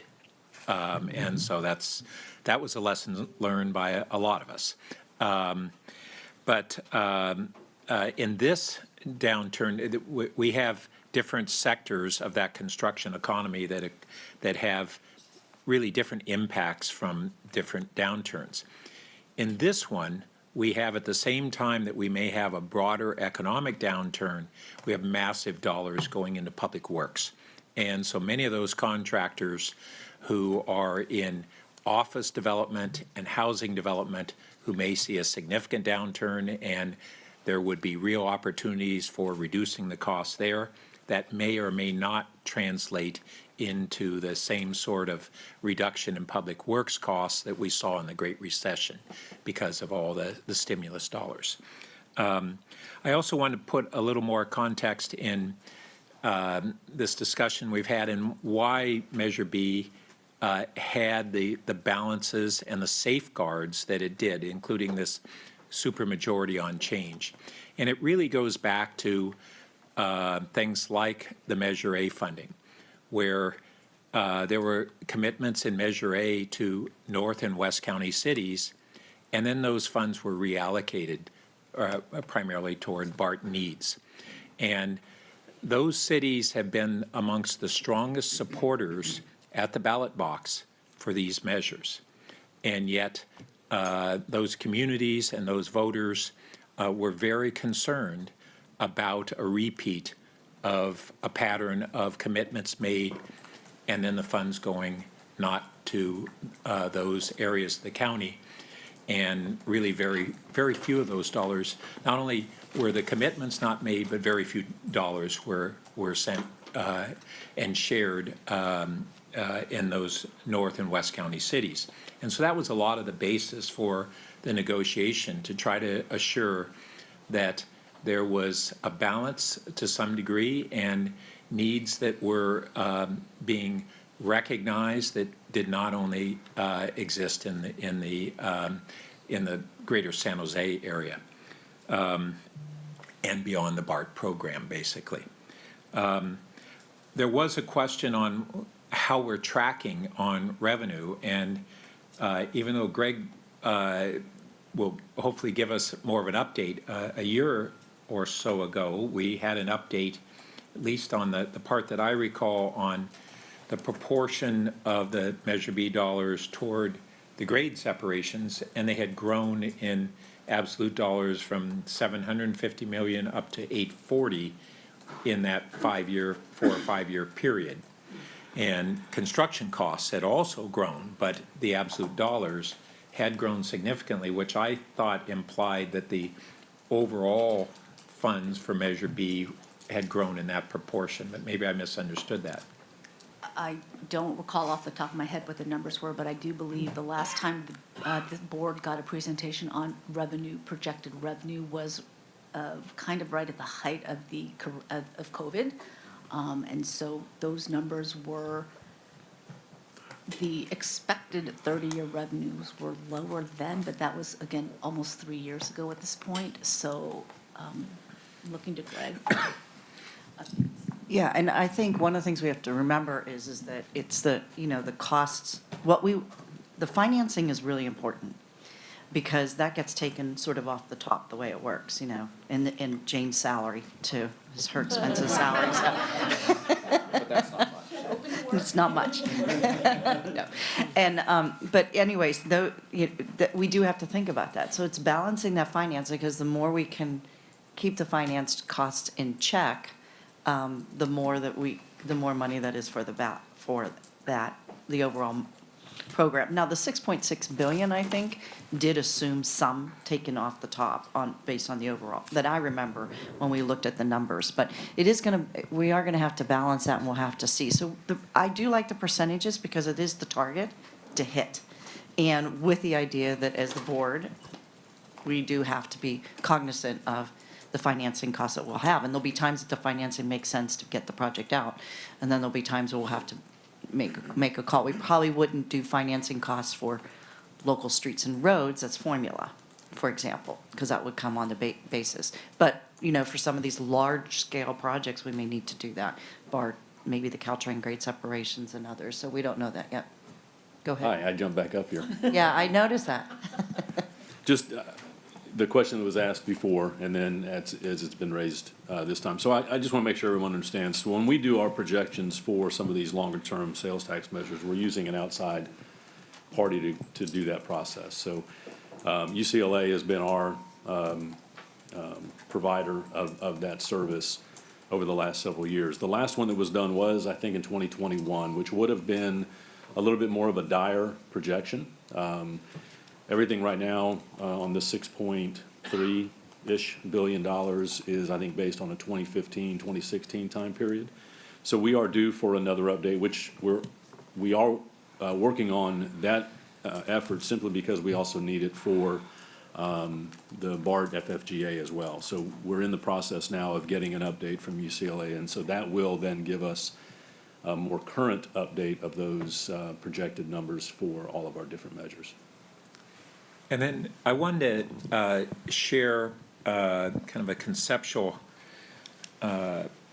approach as we're looking as elected officials to support advocacy for tapping into the needs that the availability of state and federal dollars that in many ways are unprecedented. And we have this set of major mega projects that we're dealing with. When we were looking at Measure B, we had the greatest focus on the completion of the BART to San Jose, and we had a significant focus on the value of Caltrain as a backbone of transit on not only the peninsula, but Silicon Valley itself, and modernizing Caltrain to San Jose. And we agreed upon a formula that addresses both of those needs. But I think that we've actually placed our arguments at a disadvantage in terms of its persuasiveness even outside of San Jose on the value of the BART program. That program has been framed, I think, too often as a San Jose program.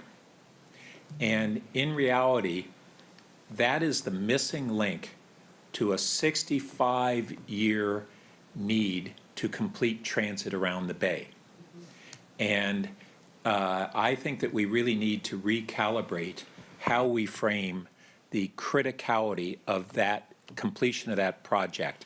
It is linking not only San Jose, it links the entire from San Francisco and the electrified, modernized Caltrain corridor to Diridon, where BART connects to, and creates a vision that was really forestalled 65 years ago when BART didn't go forward with a complete system. And in addition to that framing, there is the issue of why should state and federal agencies care about that? And there's been occasionally this argument, well, this region is this economic engine for the state and the state's budget surpluses, and even really if there is an epicenter of the economic engine in decades for the nation, it is this region. And too often the argument has been then, therefore we are owed this. I think it's a stronger argument that is that those agencies should want to feed and support the engine that will continue to provide the budget surpluses at the state level and the funding and the economic drivers in the state and federally. And that it is in the self-interest of the state and federal government to support those needs. And so I just want to encourage us to think about, let's not call BART a San Jose project. It is essential to the entire region and the vitality and the economic engine that supports those agencies. And I think that's a stronger argument. So, Member Kamei? Thank you so much for that, Chair Burt. You know, I truly believe in that. Thank you for the information. As a new board member, the information was tremendously valuable. And looking at the bigger pictures, as you've just mentioned, Chair Burt, I really believe that it is a much larger sort of contributor than just San Jose. And since we have our federal lobbyists here, one of the things that I'm really interested in is what Member Lee talked about earlier in terms of getting things to the point, not just shovel ready, but really for those infrastructure dollars. I understand that, you know, they're sort of not coming yet, but I think that we need a strategy. So I want to know, what is the strategy that we need to put together in order to change the conversation to say that, yes, both state and federal really need to be a part of this? Because I'm tremendously excited of what's going to happen at Diridon, and it's really, I mean, all sort of coming together. And as a new council member, as well as, you know, a new alternate member here, I'm very excited to be a part of trying to get leverage, you know, the dollars and do whatever is necessary to make sure that the conversation is just as you just mentioned. So I really look forward to it, but I do think we need a strategy because it's going to take time. Nothing at the federal level or even at the state level happens fast. So I think that in order to do that preparation, I think that we would all be part of this. So I'm very hopeful on that. Yeah, so I completely agree with you because I think there's been a lot of focus on the strategy for BART. And even now, even over the last year, we changed that strategy by changing the federal program that we're in and being flexible enough. When I came back here, there wasn't a lot of strategies for much else. Even we have a mandate for zero emission bus. How are we going to do that? That's not in the program at all. We still have to, in the Measure B program, there, plans for light rail, are we ready for this infrastructure bill, the federal infrastructure bill, for the state surplus that was there? Maybe it's gone now, but at the time. So that's one of the reasons why now we meet every other week with our federal lobbyists and know what the programs are and start strategizing. We are bringing on, I hope soon, I have someone who actually helps us because we're all really busy with our day-to-day jobs who will be coming in and helping us write grant strategies in 8 program areas for the agency. For example, what's going on with the bicycle ped community, with the highway program, with our express lanes. We have the ability to generate a lot of money that will support our transit operations, and which we'll probably come back to the board on that, is really trying to look at a policy for that. That's the stuff that we're doing, and I appreciate your comment because I think we were lacking and still somewhat are lacking in a lot of those areas, and that's really important to me. So I'm happy they're able to hear this conversation today, and I have to say we meet also with our state lobbyist every week. Every Wednesday morning we have a call with our state lobbyist as well. Member Jimenez and then Member Rennie. Member Kamei just stole my thunder. I just wanted to thank you for those comments. I've thought of it in that way, but I'm very glad to hear that the chair is expressing it that way because it truly is a regional sort of project. But I think oftentimes in the media and such, it gets framed as a San Jose specific project. So I thought you stated that very well, and I very much appreciate your comments. Member Rennie. Thank you, Chair. I wanted to add a little bit to what you said. There's an additional element, and it's, also, in addition to what you said, the additional element is one of the reasons I've supported BART as a non-San Jose City representative when I've been on the board, and that's the linkage to land use with the transportation. You sort of implied that, but I wanted to really go there a little bit further. We've been trying to solve in our area the jobs housing imbalance, and this works a lot towards that by helping to stimulate more jobs closer to where the housing is. San Jose's traditionally been more housing, not enough jobs. So it's stimulating a lot more jobs into San Jose, but it's also enabling our light rail system, which hasn't worked very well to get people to jobs, to now all of a sudden the jobs that are being brought into downtown San Jose, the light rail system all of a sudden should become a lot more useful for those, and then generally, we all got housing elements we're dealing with right now. There's a lot of small cities that really don't want the houses added. By creating this transportation connected center now, you're also stimulating more housing. I just talked about the jobs part, but you're stimulating a place where it's more useful to put the housing close to transit. So even the small cities that don't feel like BART is good for them, it's actually good for them in the sense that they prefer not to grow as much, and it allows a better place to grow that's close to transportation. So I wanted to add that to your, I agree with everything you said and wanted to add. Well, I'll add one other point, which is that I alluded to now that this provides this linkage between the transit corridor of Caltrain and that of BART. And in that support for BART, I want to further emphasize what I think has been historically an underappreciation of the vitality that Caltrain provides and is growing to provide in our county. It is really the backbone of our transit system in Santa Clara County. But because it's not a VTA entity, we have tended to think of it as something that's somehow auxiliary and complementary as opposed to a backbone. And this goes, if you look at the distance and the ridership that goes all the way to the South County, and actually is now on the next step going to go into Monterey County and San Benito County, and then all the way connecting the entire Peninsula Corridor. I think that we need to embrace Caltrain even more than we have historically, and especially now that it's going to be linked to BART at Diridon. So I just want to make that emphasis as well. It's not a weak stepchild. It is a backbone of our transportation system, even though it's another agency that we're a full partner in.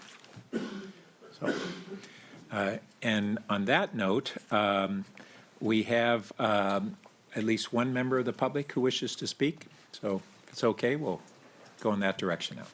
Eugene, you may begin speaking when ready. Board members, Eugene Bradley, Silicon Valley Transit users. Great presentation from staff regarding the 2016 Measure B transparency website. One thing missing, I feel, that ought to be added to that website are the projects mentioned in particular, talk about Highway 85 improvements, interchanges, and BART Phase 2, just as examples. Are those, it should be listed, that ought to be listed, whether or not those projects actually relieve the traffic that it claimed, that VTA and its supporters claimed they would relieve. It does no good, I feel, when you talk about, when you promote future ballot measures, whether or not past ballot measures have actually done the things that they said they were going to do. A little bit of, let's work on the integrity on that. And that, speaking of BART Phase 2, I want to repeat a question that I had asked previously yesterday. Who's responsible financially for the cost overruns over 100% that's going on with this project right now? Is it VTA, BART, or contractors? Let's get these questions answered and the additions added to that transparency website. That would definitely better inform the voters for future ballot measures. Thank you. So I think on that note that we now close public comment, and I think that concludes this item unless we have any other parting thoughts. Thank you. So our next major item of the study session, the balance of it, is to receive a report on VTA's post-pandemic transit service. So this item 2.2. For this item, staff will pause after slide 20 to answer our questions, and after that, then resume the presentation, and then we'll take public comment at the conclusion of the presentation. And Jay Tyree, our Transportation Planning Manager, will provide the presentation. Welcome, Jay. Thank you, Chair. Good morning. It is great to be back in B106 and see you all in person, meet some of you for the first time. So great to meet you. I am Jay Tyree. I manage the service planning team at VTA. So I'm excited to talk about transit today. We're going to take a little bit of changing track here. Our team is very excited about the future of transit service in the county. And so we wanted to just kind of take stock of where we've been, what the pandemic has caused with transit service in our county, and then where we're going in the future, positioning ourselves for ridership growth.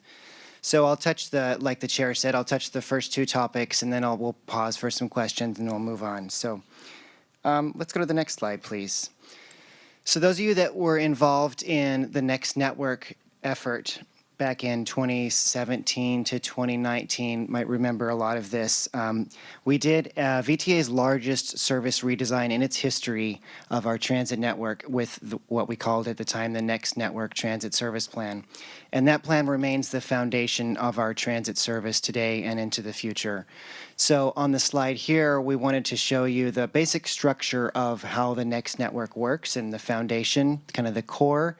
And to the chair's point about Caltrain and BART, if we were to expand this to other non-VTA operated services, we would also include BART and Caltrain for sure at the top of this chart as part of the core of the network. So the way that our network works is we have the light rail service, rapid bus routes, and frequent bus routes, and those all form what we call the frequent network of services that are basically your show up and go services, your 15-minute frequencies or better. And those, although they're a smaller portion of the number of our routes, they carry over 3/4 of the ridership on our system. So they are the backbone and the core. And as you'll see later, they're providing really good ridership returns. Then you have the local services as well, that spread out coverage into other communities. And then finally, the express services, which provide commuter-style services. Now let's go to the next slide. So I do want to talk about the ridership and coverage balance. There is a misconception that's sometimes applied to transit that transit's only goal is ridership, and that's just not the case. Transit has two goals. There is a ridership goal, and there's also what we call coverage goals. And those goals are they're not in conflict with each other, but you can do one or you can do the other, and you have to balance doing the two, right? So your ridership services, if you had I'll give an example. If you had a system that your only goal was ridership, you would have service on what you and I would think of as really good transit corridors, long, straight, they're dense, they're walkable, they're linear, things are close together, a 40-foot bus traverses it really well, and nowhere else, right? But that's not as a social service that we provide, that's not where any transit property that I'm aware of it is. They're somewhere in the middle, and they provide service that is for a purpose other than ridership. That could be for a community that wouldn't otherwise have service. It could be to a community center or a senior center, a library, for equity purposes, right? The point being that those services are for a purpose other than ridership. Now, here's the important thing to remember about this. One is not better than the other. It's really important as well. So and you will never hear staff say we should be doing more in this and we should versus more of that. The policy choice of balancing the two is a policy choice that actually the board of directors makes. Every operator makes that choice of how to divide their resources between these services. So on the next slide, actually, I'm going to show you our service allocation balance. So in the next network, VTA, well, let me back up.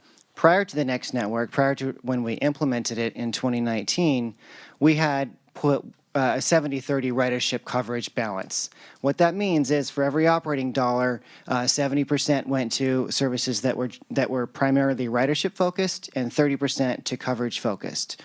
And through the next network process and a lot of community engagement, a lot of talking to the community, getting 10,000 points of feedback from the community and value preferences and all of that, the board opted to shift our strategy to a 90-10. So that investing in the core of our system, the ridership-oriented parts of our route. And so that's where, that's the policy that the board adopted, and that's where we remain today. So I'm going to give some images and visuals that illustrate that, because I know this is kind of a hard concept to understand. So next slide, please. This is our 15-minute service network, this is what we call the frequent network, like I said, before we implemented the 2019 service plan. Routes that come 15 minutes or better on weekdays during the day. And then if you go to the next slide, you can see that expanded considerably in the next network. And so this is what we're talking about, that investment in the core that carries the most ridership in places that are favorable to transit. We really expanded the number of frequent routes. The slide before, so let's go back actually to the last slide. I'm going to do a little before and after. This is 11 routes at 7 million miles of service annually, okay?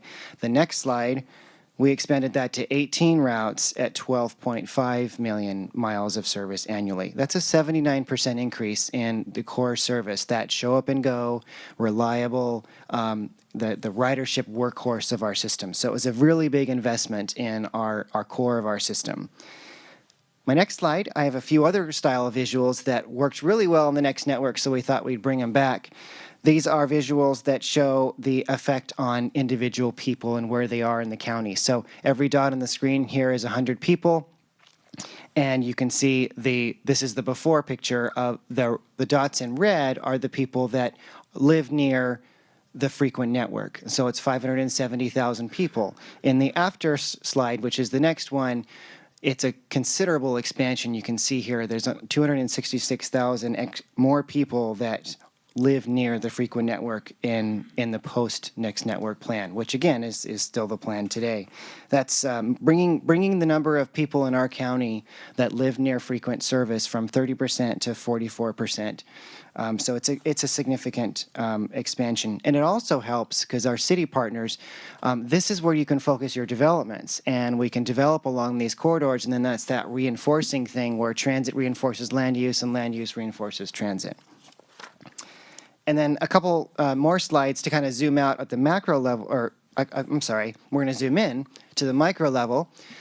You can also look at what we call blobs of access. So you can put a theoretical person somewhere in the network, and you can see where could that person get to in an hour on transit service. And so we put her here at San Jose State University, and you can see the before blob, the red blob, shows that they had access to 902,000 residents or places to live in the county, and then after 41,000, so an expansion. And then on the next slide, you can do the same thing with jobs. You can see, okay, so if someone was at the Milpitas BART station before and after, and you can see 105,000 new jobs that person could get to. This is the power of the frequent network, the power of frequent service, the power of getting people farther faster. It's really opening up freedom for people, and that's the core of the service. So, yeah. Jason, can you just show where Gilroy is on either of these last two slides? We don't have South County on these ones. Thank you. We had plenty of other slides of I know. those, but I just brought the core here. Okay, and so this, I want to make sure you all realize this is repeated across the network. So you could put someone in any place and you could see expansion. You could put them in South County, you'd see expansion. You put them in Palo Alto, you'd see expansion in places they could get to. So. I'm sorry.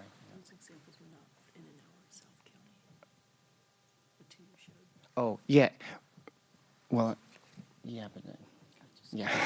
Okay, I'm not sure I understand. Okay, let's go to the next slide. So I wanted to bring it back to what did this all do? The results of all of this investment. You can see here a pretty significant increase in showing that the power of expansion of the frequent network. When we implemented the next network, we actually, and with our consultant, we expected a 10% drop overnight, and followed by a gradual 2-year increase in ridership, eventually to 8 to 10% higher ridership than before.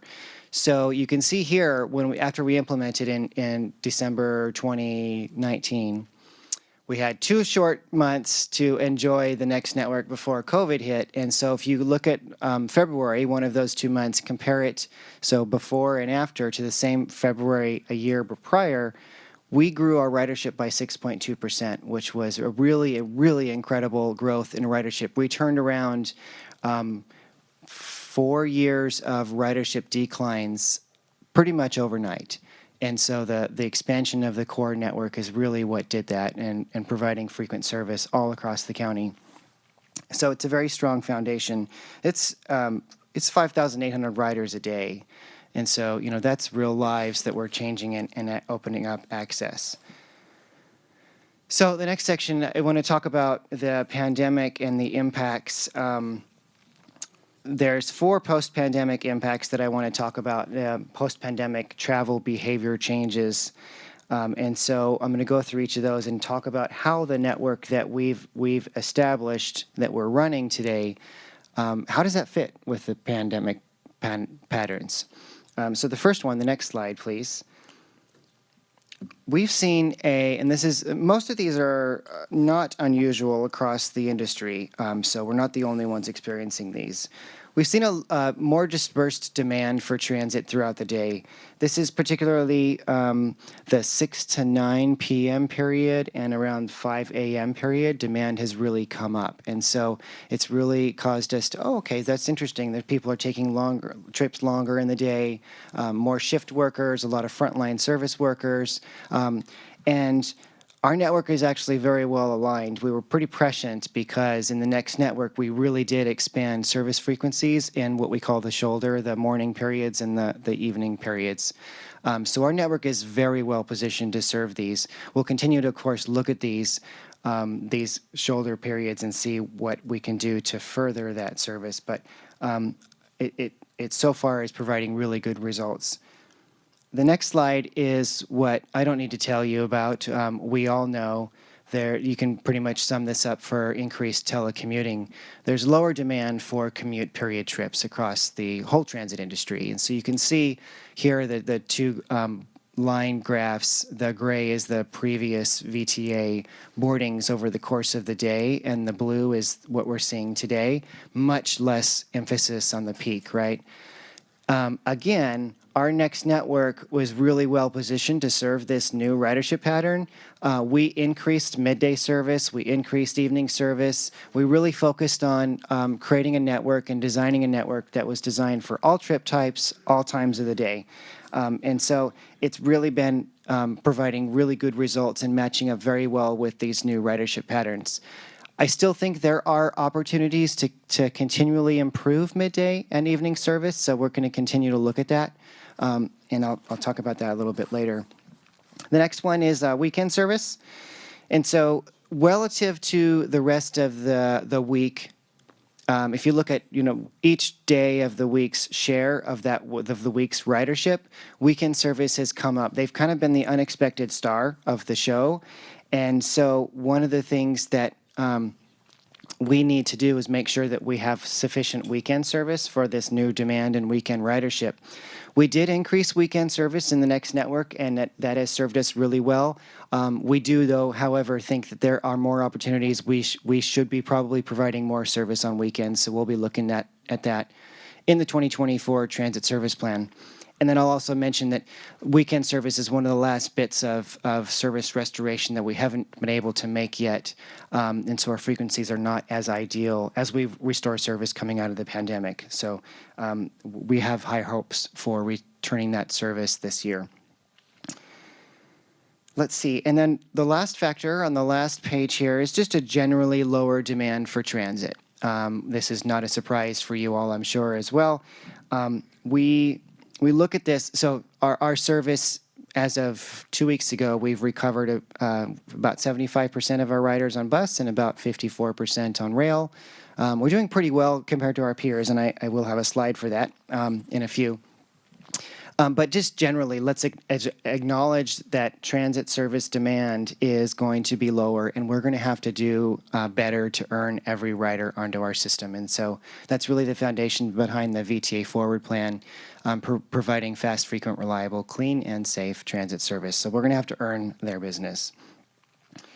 And then before I paused for questions, I have a couple slides here that show trends. I think these trends will be interesting for you all to see.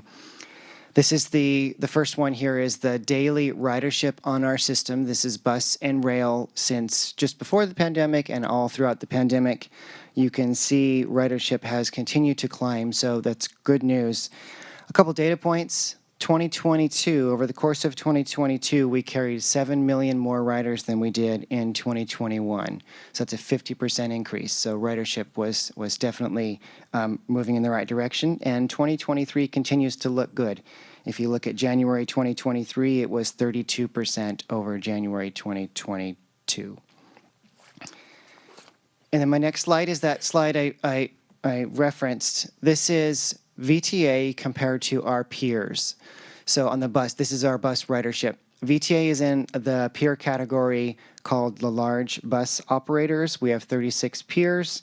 This is the latest quarterly data that we have available. This is published by the American Public Transit Association. They publish ridership by quarter. This is the percentage increase of ridership for quarters 1 through 3 of last year over that same period, quarters 1 through 3 of 2021. So you can see VTA is second in the nation. We are restoring, at that point, we had restored 47% or grew 47%. This is a really strong endorsement of the effectiveness of the network principles that we talked about, the frequent network and the core of our system, and how that is really matched well to the behaviors of the post-pandemic patterns. And then finally, one more slide before I pause for any questions. We are committed to restoring 100% service, and that is the service plan that we're operating under. However, we are still short the number of operators required to do that reliably, and so we're not quite there yet. We're still chipping away at it. We're at about 93% today. Like I said, weekend service is one of those that's hanging out there that we have not yet restored to 100%, and there's some improvements like the Route 71 in East San Jose and Milpitas that we are improving as soon as we have the operators. So we continue our back-to-back hiring and training classes to fully staff up so that we can get back to 100% service. So I did want to mention that and acknowledge that service today is not where we want it to be. We want to be able to provide 100% service with more operators.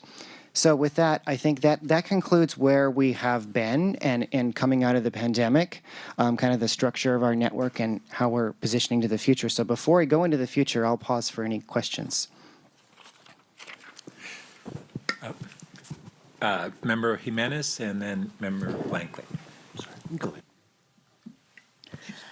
I just had a question on the slide right before this, where you had increases. Yes, this one. What is the starting point for this slide? So this slide is meant to show, right, increased service since the pandemic in each of these cities, right? Yes. But the starting point is, I mean, to measure an increase, you know, what's the baseline? That's So the word I'm looking for. This is ridership, not service. Okay, this is how ridership. many riders are riding these systems, and this is bus. So in the quarters 1 through 3 Yes. of 2021 versus quarters 1 through 3 of 2022. So it's the same because of seasonality. You always want to look back at the same period the year prior, and so it's quarter 1 through 3 for 2022 versus 2021. But what if, I'm not saying it is, San Jose's ridership starting point was a lot lower already. You know what I mean? You can have a 300% increase because you went from 1 to 3, versus a 3% increase because you went from 1,000 to 1,003. So what I'm asking is, what's the baseline? Go ahead. Yeah, I would say we could look into those numbers in more detail, but I will say that across the transit industry, I mean, all transit agencies just cratered during the pandemic. And if anything, VTA's ridership didn't get as low as others. I think our lowest point was 25%, and many other transit agencies were at 7 or 8. So given your point, this is even more impressive that we probably started higher than they did, and we have a higher That's what I'm percentage. asking. Yeah, Okay. that's exactly what I was trying to ask, because just to look at this alone, you wouldn't know that. So Yeah. that's great. Thank you. Member Jimenez. Yeah, good question. The question I had was related to the amount of operators that we were trying to get into the pipeline. Do we have the financially, the ability, the capacity to actually hire all the required operators that we need to get us where we need to be? Yes, we do. In fact, the FY23 budget, the budget that we're in right now, includes 100% staffing. So it's fully budgeted, 924 bus operators. We're just not quite there yet with hiring. Member Dean. Thank you, and thank you so much for the presentation. Before I ask my question, I do want to say I did step out to the bathroom at one point, so if you had already gone over it, I apologize. But I noticed the meeting we had yesterday, one of the consent items talked about ridership levels and revenue, right, with the revenue updates. And I noticed how it mentioned that even though our riderships were lower than projected, our revenues were higher, and it was because of a combination of Smart Pass users versus regular users. So I'm curious, do you have any just the breakdown of types of passes that our riders are using or what those levels are? If you take 100% of our riders, what percentage are on Smart Pass? What percentage are just buying the fare right then and there? How does that all break down? Yeah, I'm gonna have to defer to Greg. That's outside of my purview. We might have to get back to you on that. Yes, and we'll have to get back to you on that. Okay, that's totally. I just had to come back up very here. Specific questions, I totally understand. Thank you.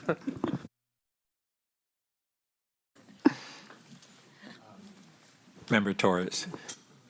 Great, and thank you to the other member, Sergio, because I'm sitting next to a Sergio.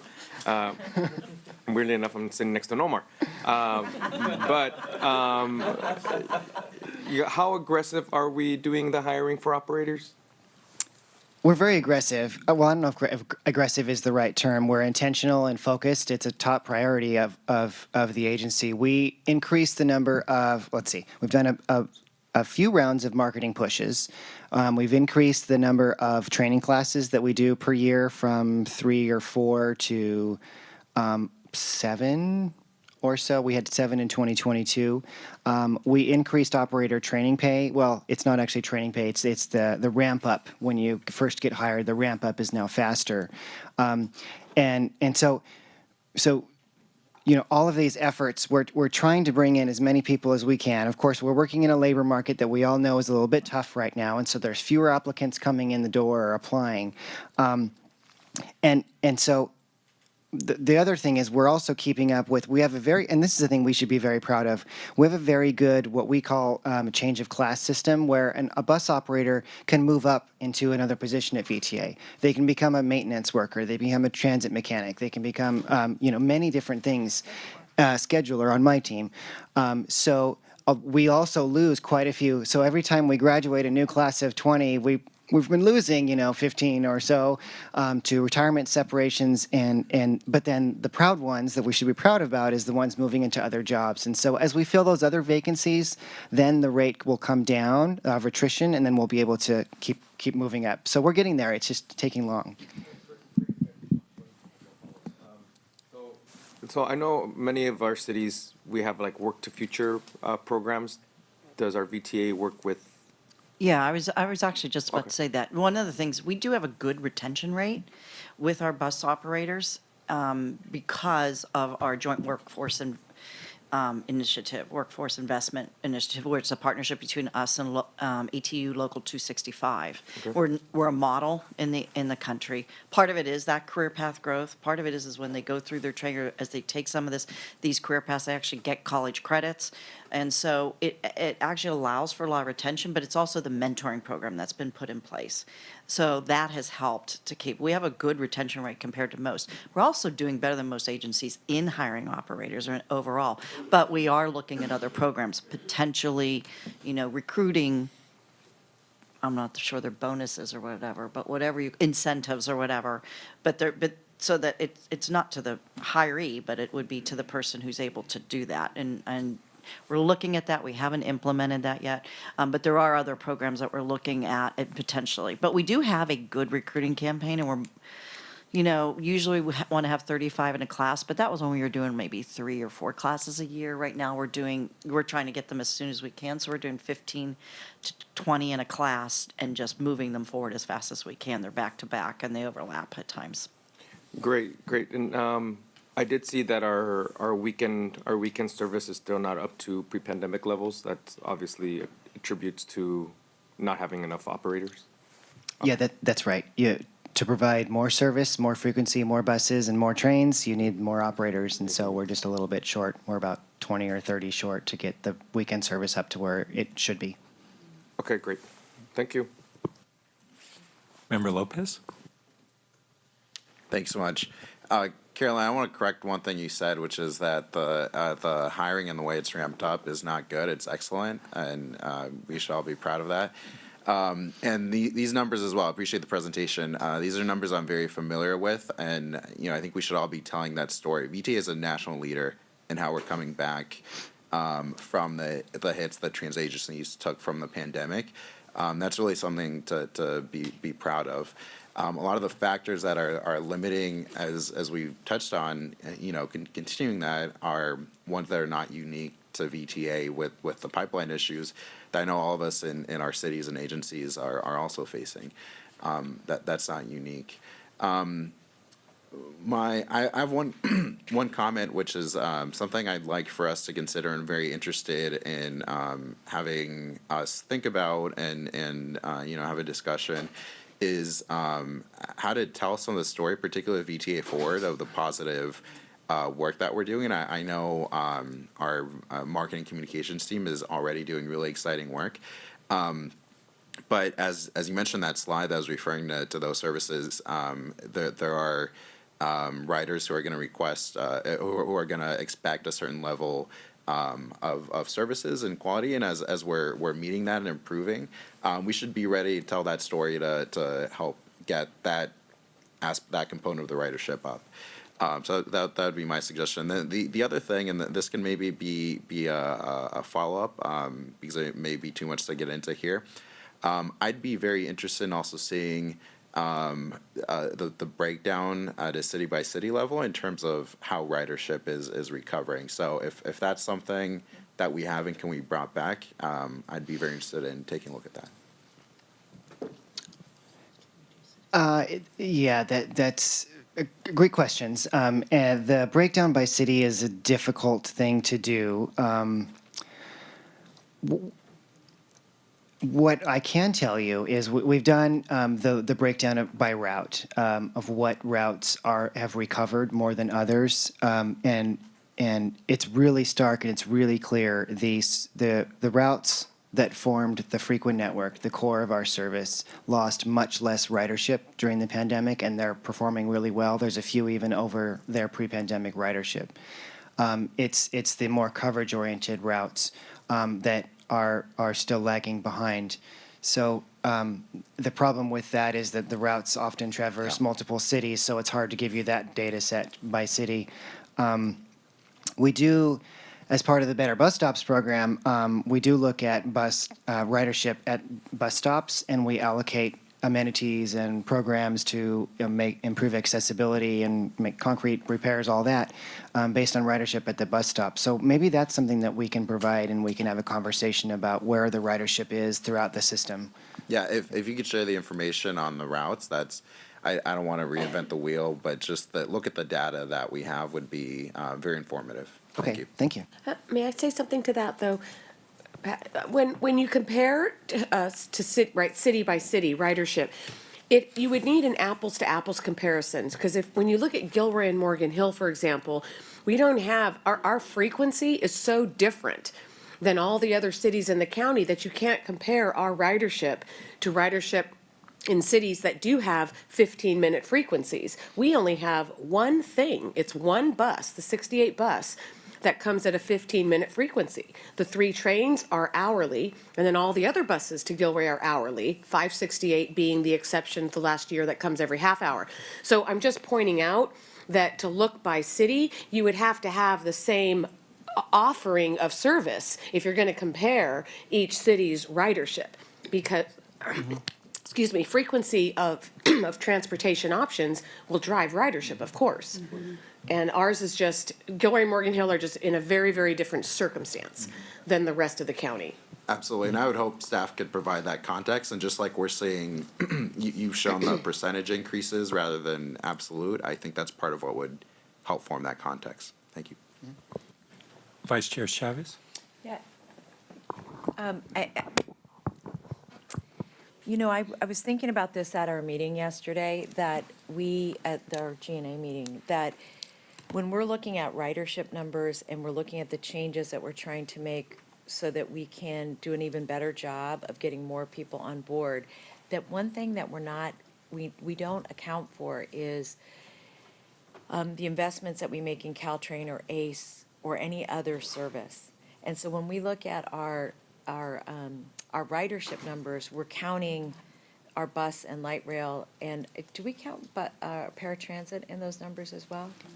Yes. So, I mean, when we're looking at our absolute numbers, and I'm very interested in us understanding how we quantify the investments we're making in those other transit facilities. Because the other thing I realized this is really more from sitting on MTC, is that they show charts all the time of MTA or AC Transit, and they're singular operations, and so they're really not apples to apples compared to what services we're providing. And the other thing is, it doesn't acknowledge how much of an investment overall we're making in the transit systems that touch the county. It is significant. And the point I thought you raised that was really important is that Caltrain is a great example that we are more than a third of the investment in Caltrain. And we don't quantify that investment at all. And now with Measure RR, we're even more. We're investing more than San Mateo, more than San Francisco. So, and again, well, anyway, my point there is that we want to help people understand how we're investing in the system. And I think if we can do that, both the public, as Sergio was saying, but I think even for the board, because the other thing is, even as you look at the coverage routes versus, the coverage routes versus what you referred Right, to as, ridership. the ridership routes. The ridership routes compare, as they connect to whether it's BART, Caltrain, light rail, and even where we're having more success on light rail has everything to do with what it's connected to.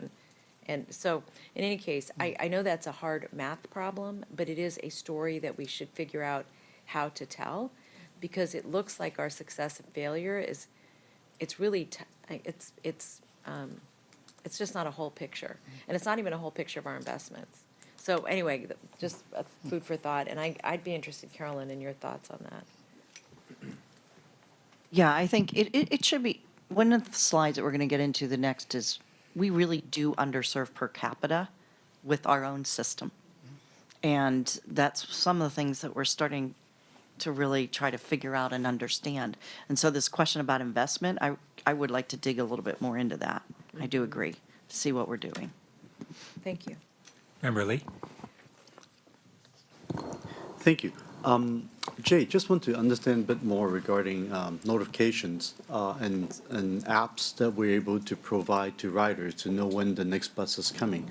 How are we doing on that? Is this something that we're working on? I know we have the VT alerts, right, just alerts for things that's working, but do we have anything coming up in the pipeline down the road you could see that would provide more accurate information as to when buses will be there, delays, throughout the day? Like, say, I'm waiting for the 56 on Wolf, when's the next one coming?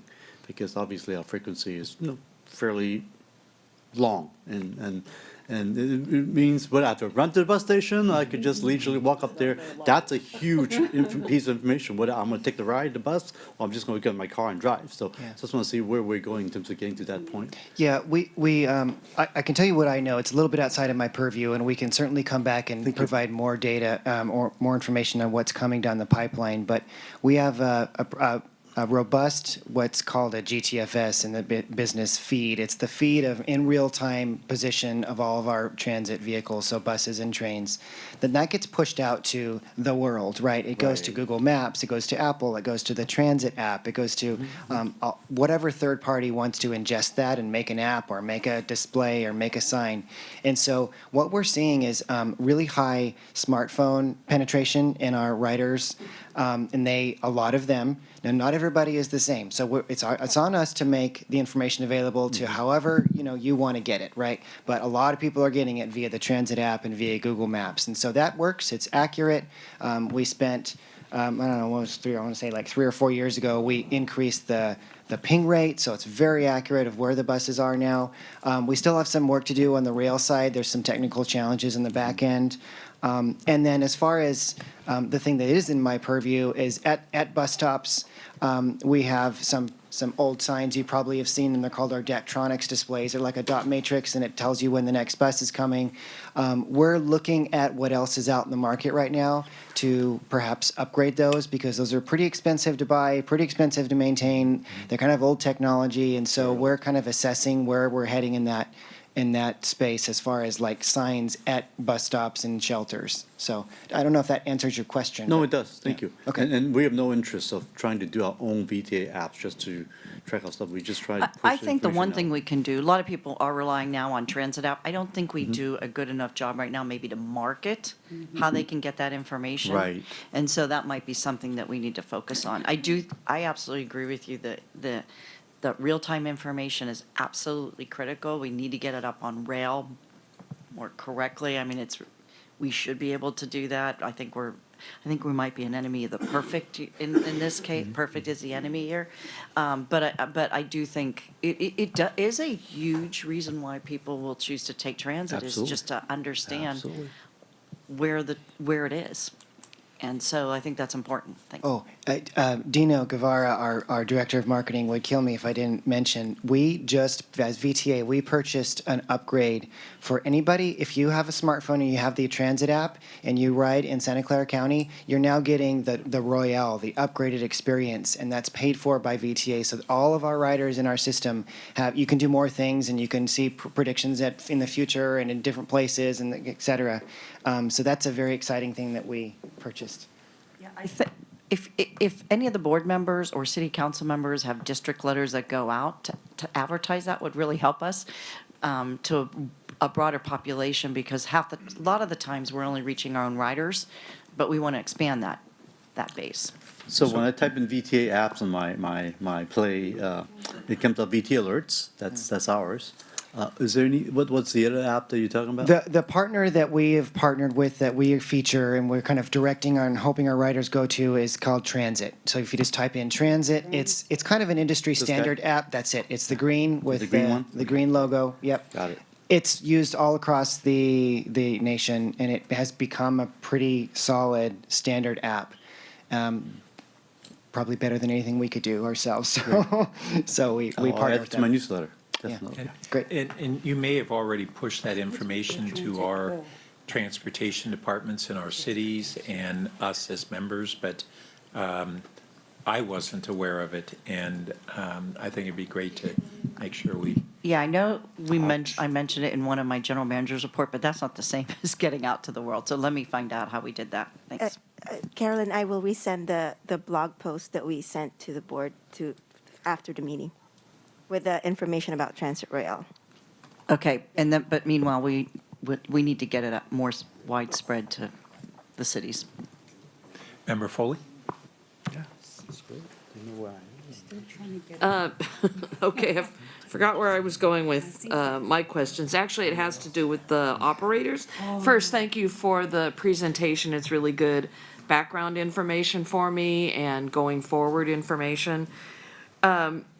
Jay, you mentioned that we fully fund 924 operators, but I didn't hear our number of vacancies. We have 924 full-time bus operator positions. Right. It goes up and down by the day because, people change jobs and we graduate classes. We're in the 870s, 880s right now. Okay, and for the weekends, which is where it sounded like was a bigger need, do we offer any extra pay incentives to entice individuals to be an operator on the weekend? So the way it works is when you're a full-time operator at VTA, you work 5 days. You have 2 days off usually. And it's set by seniority. So you pick. So my team puts together the schedule, transit schedules, and the pieces of work for the 800 and whatever number of people we have, and they bid on the work by seniority. Now, many operators want to work on one of their days off and incur overtime, and so they pick up extra shifts that are open and available. If someone else called in sick, there's an open shift, and so it's a very, very complex system that when you have sufficient staffing levels, you have what's called a pool of operators that are ready to take on those shifts that don't go out for some reason. And so that results in more reliable service. And so, yes, the answer to your question is yes, the operators are, and they have been for years, because we've been short for years, many of the operators that want to are picking up weekend shifts. And that helps us out. Great, I appreciate that. I think anything that we can do to increase our riderships on the weekends and also during the daytime is really helpful. I'm also really liked seeing the map of the before times and then the current map showing more coverage.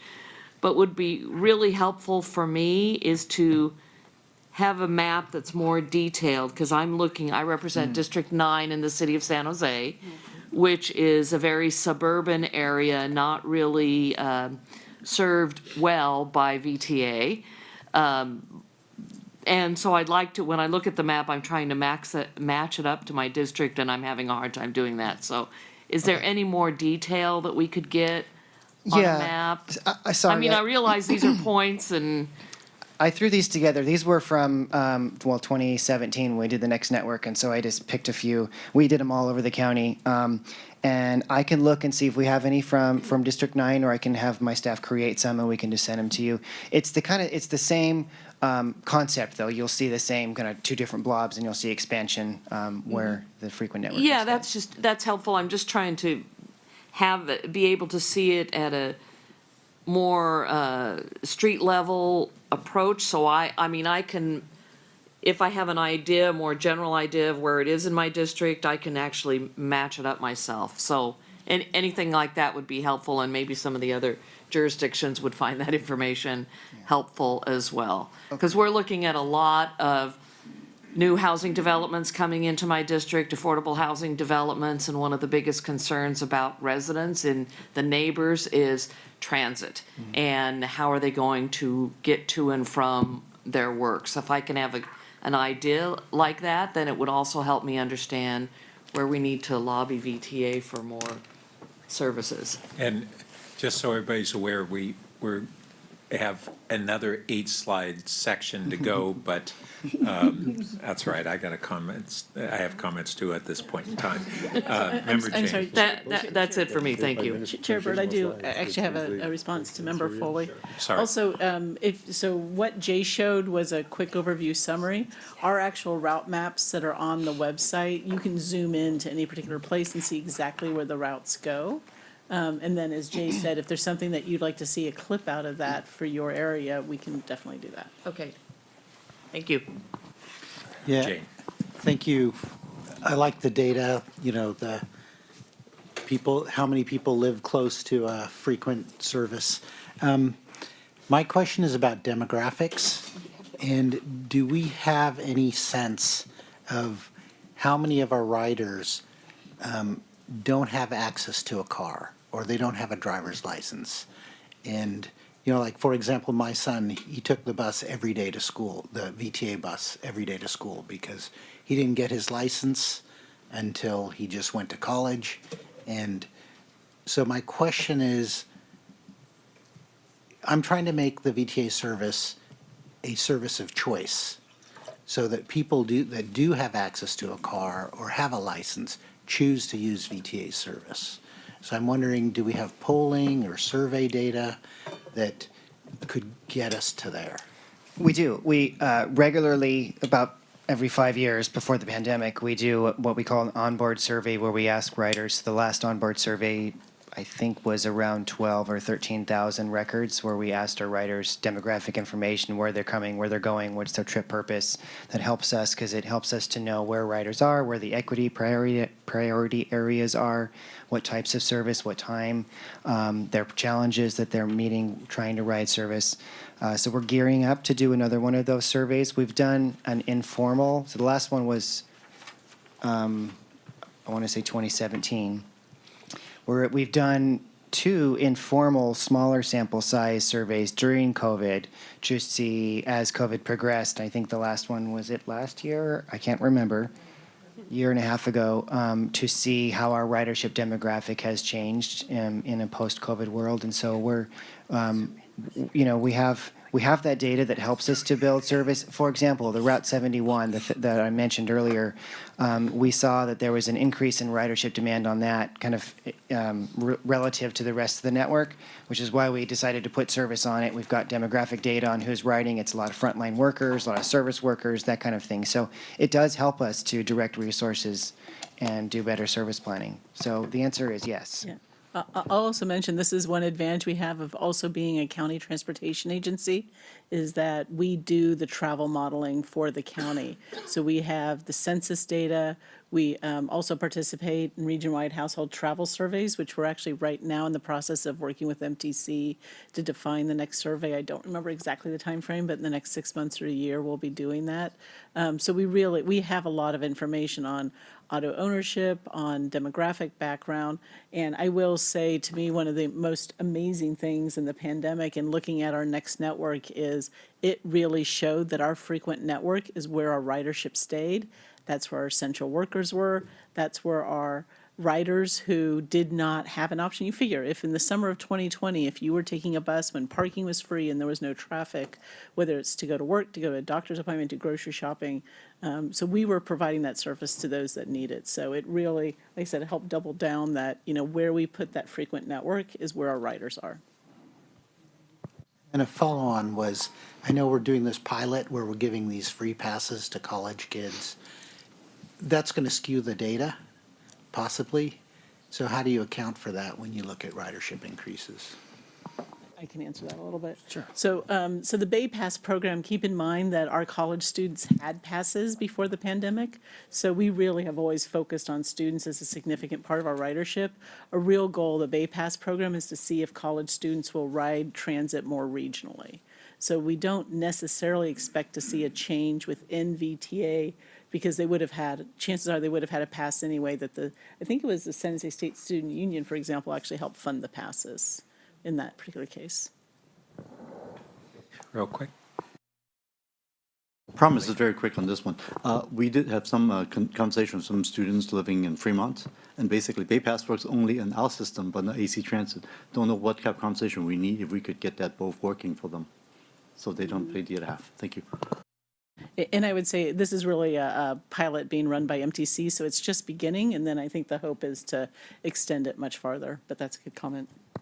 So I wanted to share some concepts that are a little playing off of some of what some others have talked about, but a little different perspective. And we've been talking about how we provide the service that pulls riders. But there's a whole different aspect to this of how we push riders and drive demand for use of the system. And this really applies to both what we do in Caltrain and what we do in VTA.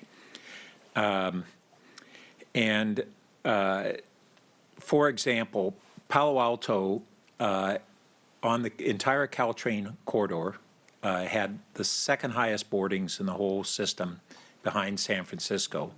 We now have the highest in the current period. That's not by happenstance.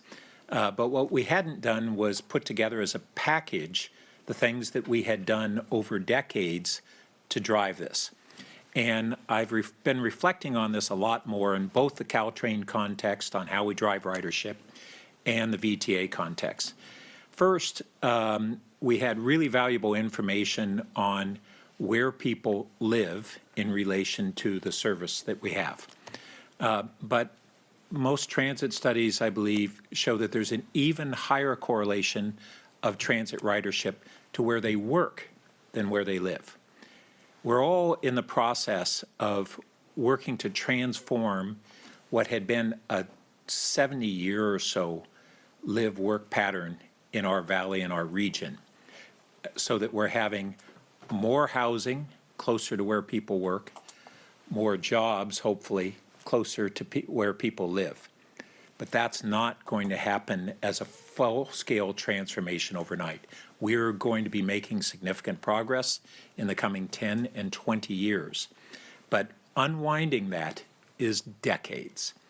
So what we have today is people living in certain places predominantly and working elsewhere.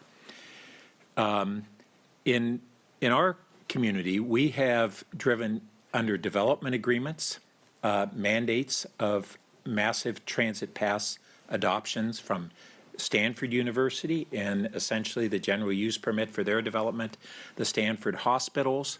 Then we developed two different transportation management associations, a city one and Stanford Research Park. Stanford Research Park, where they bought smart passes, VTA smart passes of 25,000, I believe.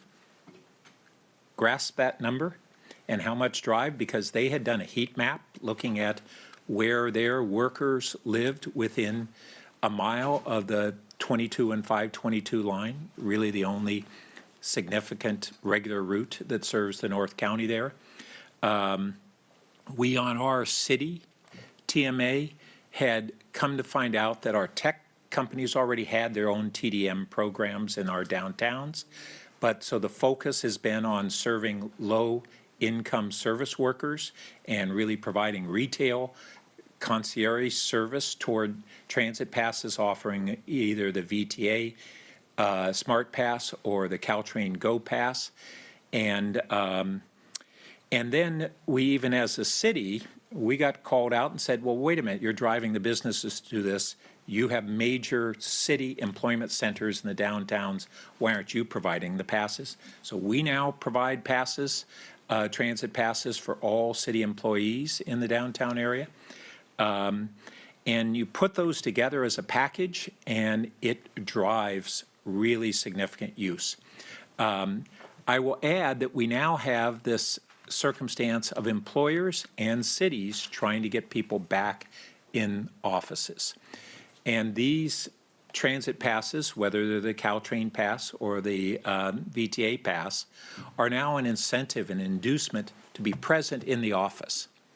They also drive down GHGs, they reduce parking demands, as we're seeing new state mandates to reduce parking levels. It does that. It hits transportation congestion. And so all of that package, if we as cities develop a whole package of programs, and that includes really mandating this as mitigation programs in major development agreements with the private sector, these are big ways to move the dial.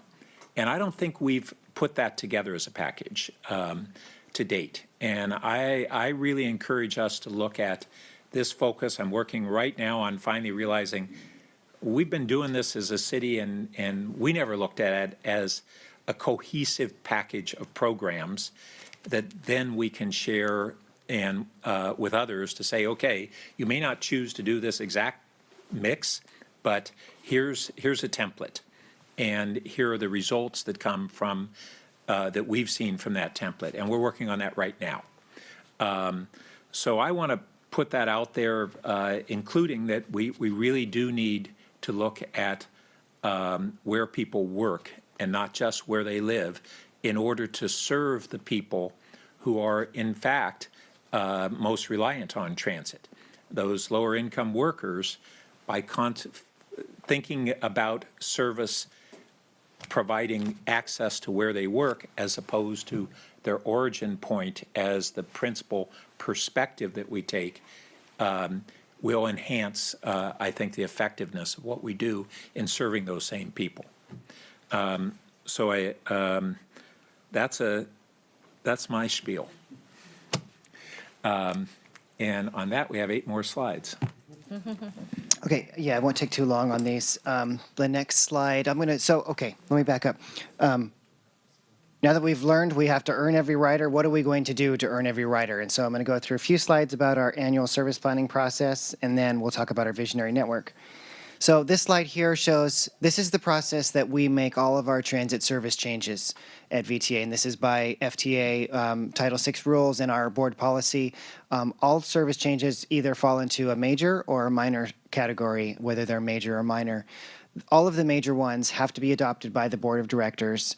They have to go through our annual service planning process, which we do once per year in the summer for each calendar year, the following calendar year service plan. And it's all of those things that I listed there, any changes, anything major changes to the service alignment, changes to the schedules, any new routes, any discontinued routes, or the last one is anything potentially controversial. So we couldn't just, as staff, decide tomorrow that we wanted to, make this route not run on Saturdays or discontinue this route or even start a new route. So that has to go through that annual process that we start every summer. Then there's everything that doesn't fall into those is the minor service changes. We do this regularly. This is like schedule adjustments for running times, congestion, schedule changes to meet BART when they change their schedules or Caltrain, that kind of thing. And then at the bottom of the slide here, we have 4, so our service is structured by what we call a sign-up. There are 4 of them per year, one in January, April, August, and October. And that's when we make any of the changes. So any of the changes above have to go into one of those because the operators are bidding on their work for the entire April sign-up, for example, and the entire August sign-up, for example. The next slide is, this is the process Chair, for... can I jump in with a question? Sorry, Chair. Sorry. Could I jump in with a point on the Right last ahead. one? Okay, thank you. Perfect. Can we go back a slide? Jay, it's really good to meet you and see you here today. I know that we have a meeting set up for later today, actually, between us to talk about the very issue I'm going to bring up. So I'm not going to put you on the spot and ask you to respond to it right now. We can talk offline. But I just wanted to bring this up as a comment for my colleagues. And I think everyone knows where I'm going because I brought it up last night as well. But when we talk about what service changes are going to look like in the future or planning for it, I just wanted to bring up once again, just to raise this issue to the consciousness of my colleagues about the students in North Sunnyvale who are struggling to get to school, who are going through a lot of issues related to it. And one of the things that I really want to push for as we think about what changes we can make to our service patterns is keeping them in mind and how they can get from North Sunnyvale to South Sunnyvale, especially because, as I mentioned, North Sunnyvale is predominantly lower income and has less resources than other parts of the city, and is where a majority of our Latino population is centered. So for me, it's an equity question. It's a really important one about where we're allocating our resources and for whom. And so I just wanted to make that point again for my colleagues, and I appreciate everybody. Thank you. Great. Yep, look forward to that discussion. So the 2024, it's time to start talking about the 2024 service plan very soon here. So this is the process that our team does to develop that service plan. We develop a service plan draft. We do Title VI analysis on it. We gather a bunch of community input and feedback and talk to writers and community members. Then we revise it. We finalize the Title VI process, and then we go to the board, and the committees and the board for adoption. So the full board will adopt, if all goes to plan, on timeline in October for the 2024 service plan. And it'll be an action item, of course. So what's going to be in the 2024 service plan? This is our initial guess of the kind of the big topics. So some of them are coming from that pandemic policy trade-off discussion, potential service changes to the ACE shuttles, light rail service plan alternatives, better weekend transit service, and then a study of the San Antonio road corridor for potential changes in service there, as well as everything else that might come up, like the 71, improving that if that demand is doing good, et cetera. So those will all be big topics for this year. Now, finally, let's talk about the Visionary Network. This is a more long-term, kind of bold, ambitious goal of ours. So this first slide, it's really important to set context. This is looking back 45 years of service levels and population in our county. So remember, service levels essentially means the number of buses, which means the frequency of those buses and trains, which means shorter trips, et cetera. So service level really equates to better and more service. You can see here that our service level really just has not kept up with population growth, to the point that in 1990 we had more service than we have today, and so this is part of that challenge that we're providing a bare minimum level of service for our market in our county, and so our Visionary Network is our answer to that. Our Visionary Network is us saying, what if we actually had the quote unquote right service level and service for our county, and so we're very excited about it. So let's go to the next slide actually for a little more context. This is what we were talking about before. This is the service per capita. If you look at our peers, these are our peer groups, 9 peers that we're in. This is all modes of service. So this is all of the service that we all operate, whether it's light rail, bus, paratransit, et cetera. And you can see VTA is very low. We do not offer much service per capita compared to our peers. In fact, less than all but one of our peers. This is mostly a result of the operating funds that we're able to bring in. And so we wanted to, with the Visionary Network, say, okay, what if that was different? What if we actually had more operating money to operate that right service? So the next slide, please. This is our process and our kind of our framework for the visionary network. This would require additional operating funds. I should back up. We're still developing this network. We've taken 7 years of outreach and 7 years of feedback from the community, starting with the Next Network, with all through of the other engagements we've done since then, and looked at value preferences with the community, and we're putting it together into this ambitious North Star network that will serve as our goal that we can all work towards. It would bring service in line per capita with our peers. It's still going to be sticker shock when we all see the amounts that it would cost per year. But it's realistic. Well, I don't know if I think it's realistic because it brings service in line with our peers, and so it's definitely possible. We just got to be maybe creative on how we fund it. So like I said, the development started putting the plan together last year. We are very close to, actually this month, so SSTP&O is our main committee on my team. So at SSTP&O this month, we'll be doing a preview of the Visionary Network, talking about some of the things that we're putting in there. We won't have dollar amounts yet for it, but some of the concepts like you're seeing on the screen here. And then over the rest of the spring and the summer is when the committee will be more involved, and then it'll go to the full board for action this summer. And then my last slide is really just a wrap up of everything we've talked about. This transit network has served us really well as we're coming out of pandemic conditions. And so I'm not in the interest of time, I'll just leave it at that and conclude here. Thank you. Well, let's hear from the members of the public, and then we'll have a moment for any wrap up from colleagues. Okay. We have 2 members of the public, Eugene, followed by Ryan. Eugene, you may begin speaking when ready.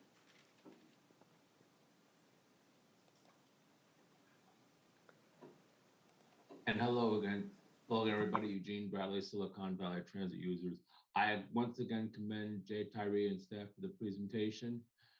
I feel that the fact that VTA's overall bus ridership being second in the country at its recovery from COVID really ought to be advertised to the entire public as a success.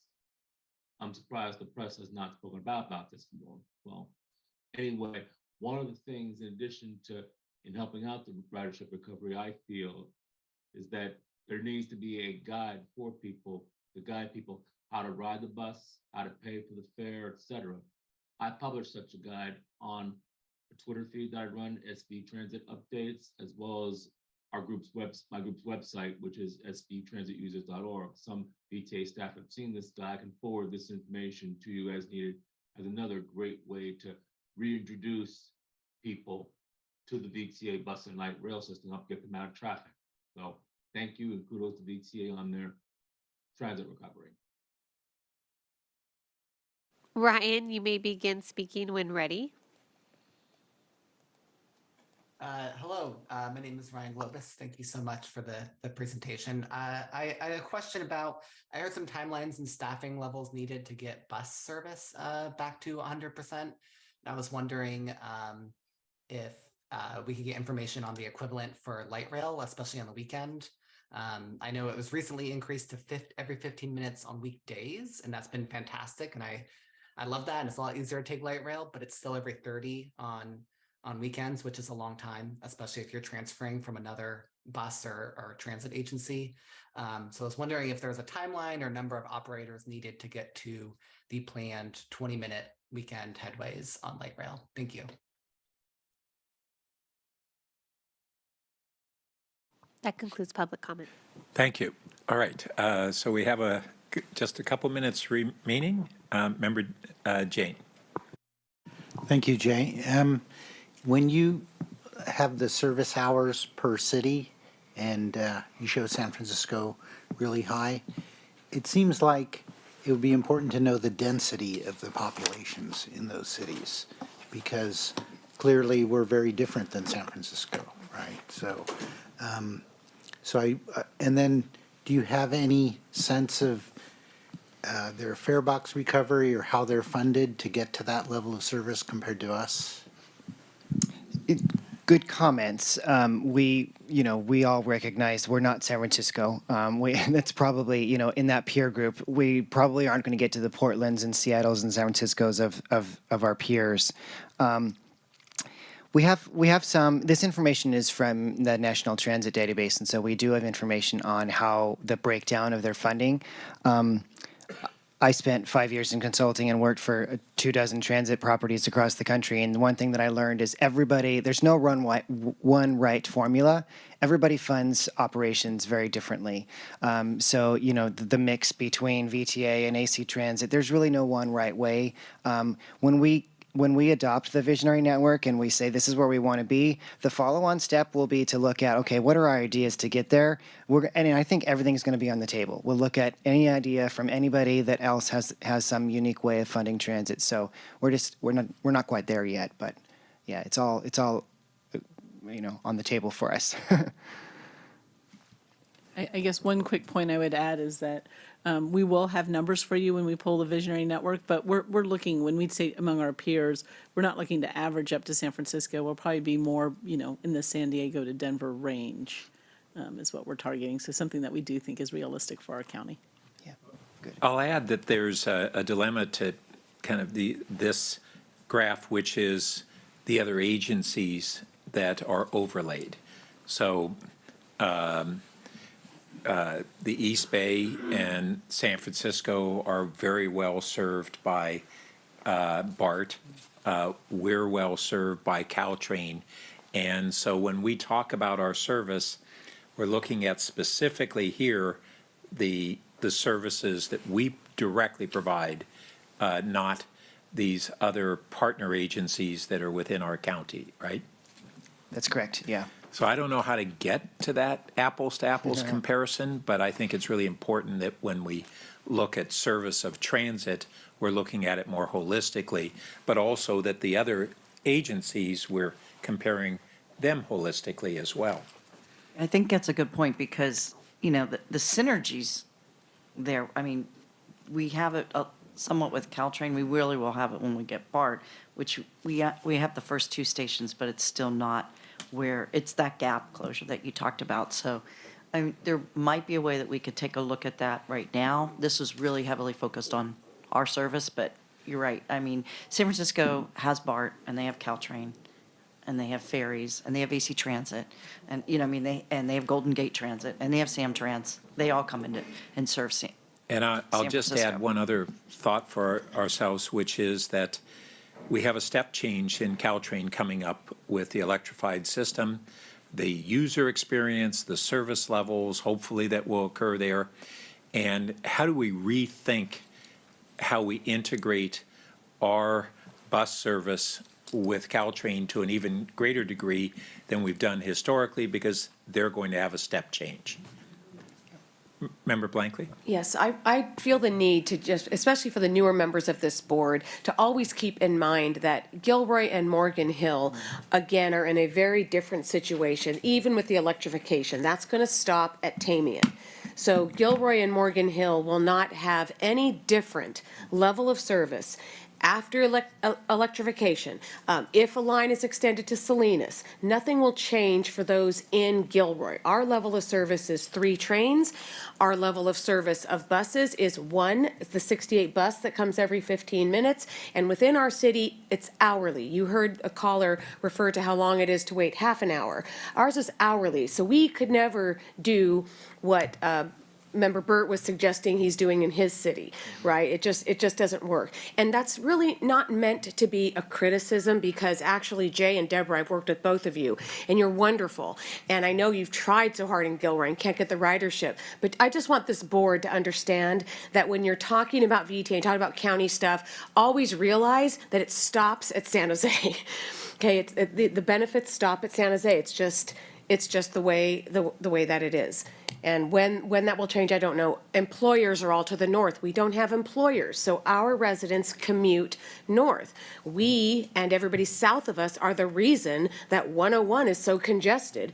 all the way up. And how to solve that is the challenge, because it isn't that more people are working from home, because the highway doesn't show that at all.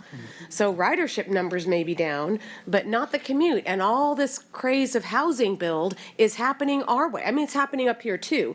And that's great that it's near transit. I mean, that was our issue with VTA's proposal to put housing at our transit center is we need transit first, before you can say that our parking there was underutilized. So again, just for the benefit of the newer board members, most of whom have left, but, I want to And just. I'm trying to figure out if I scared everybody away on this No, one, too. I just really feel the need to reiterate, and when we talk about Latinx populations, Gilroy, you don't top Gilroy, okay? And so, and we need the services that we don't have, and the financing is the problem, so I'll stop there, just So want to reiterate. Just as a wrap-up for the value of this workshop, I was speaking with Vice Chair Chavez, who I think has as much tenure on this board as the rest of us combined.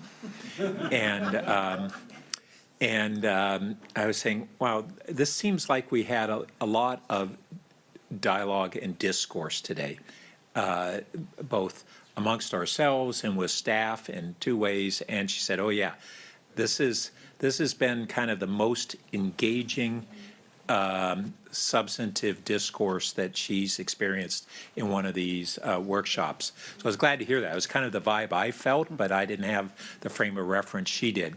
So I just want to say thanks to everybody for the really valuable participation. I think on the one hand, we went into this wanting to be informed, but it was much more than that. I think we'll all reflect and talk with staff about how we continue along this line. I do want to thank staff for some really substantive both presentations and then engagement with us. And I found it really valuable, and I think my colleagues did too. And on that note, we're 3 minutes over. Thank you all. Thank you. Yep. Thank you.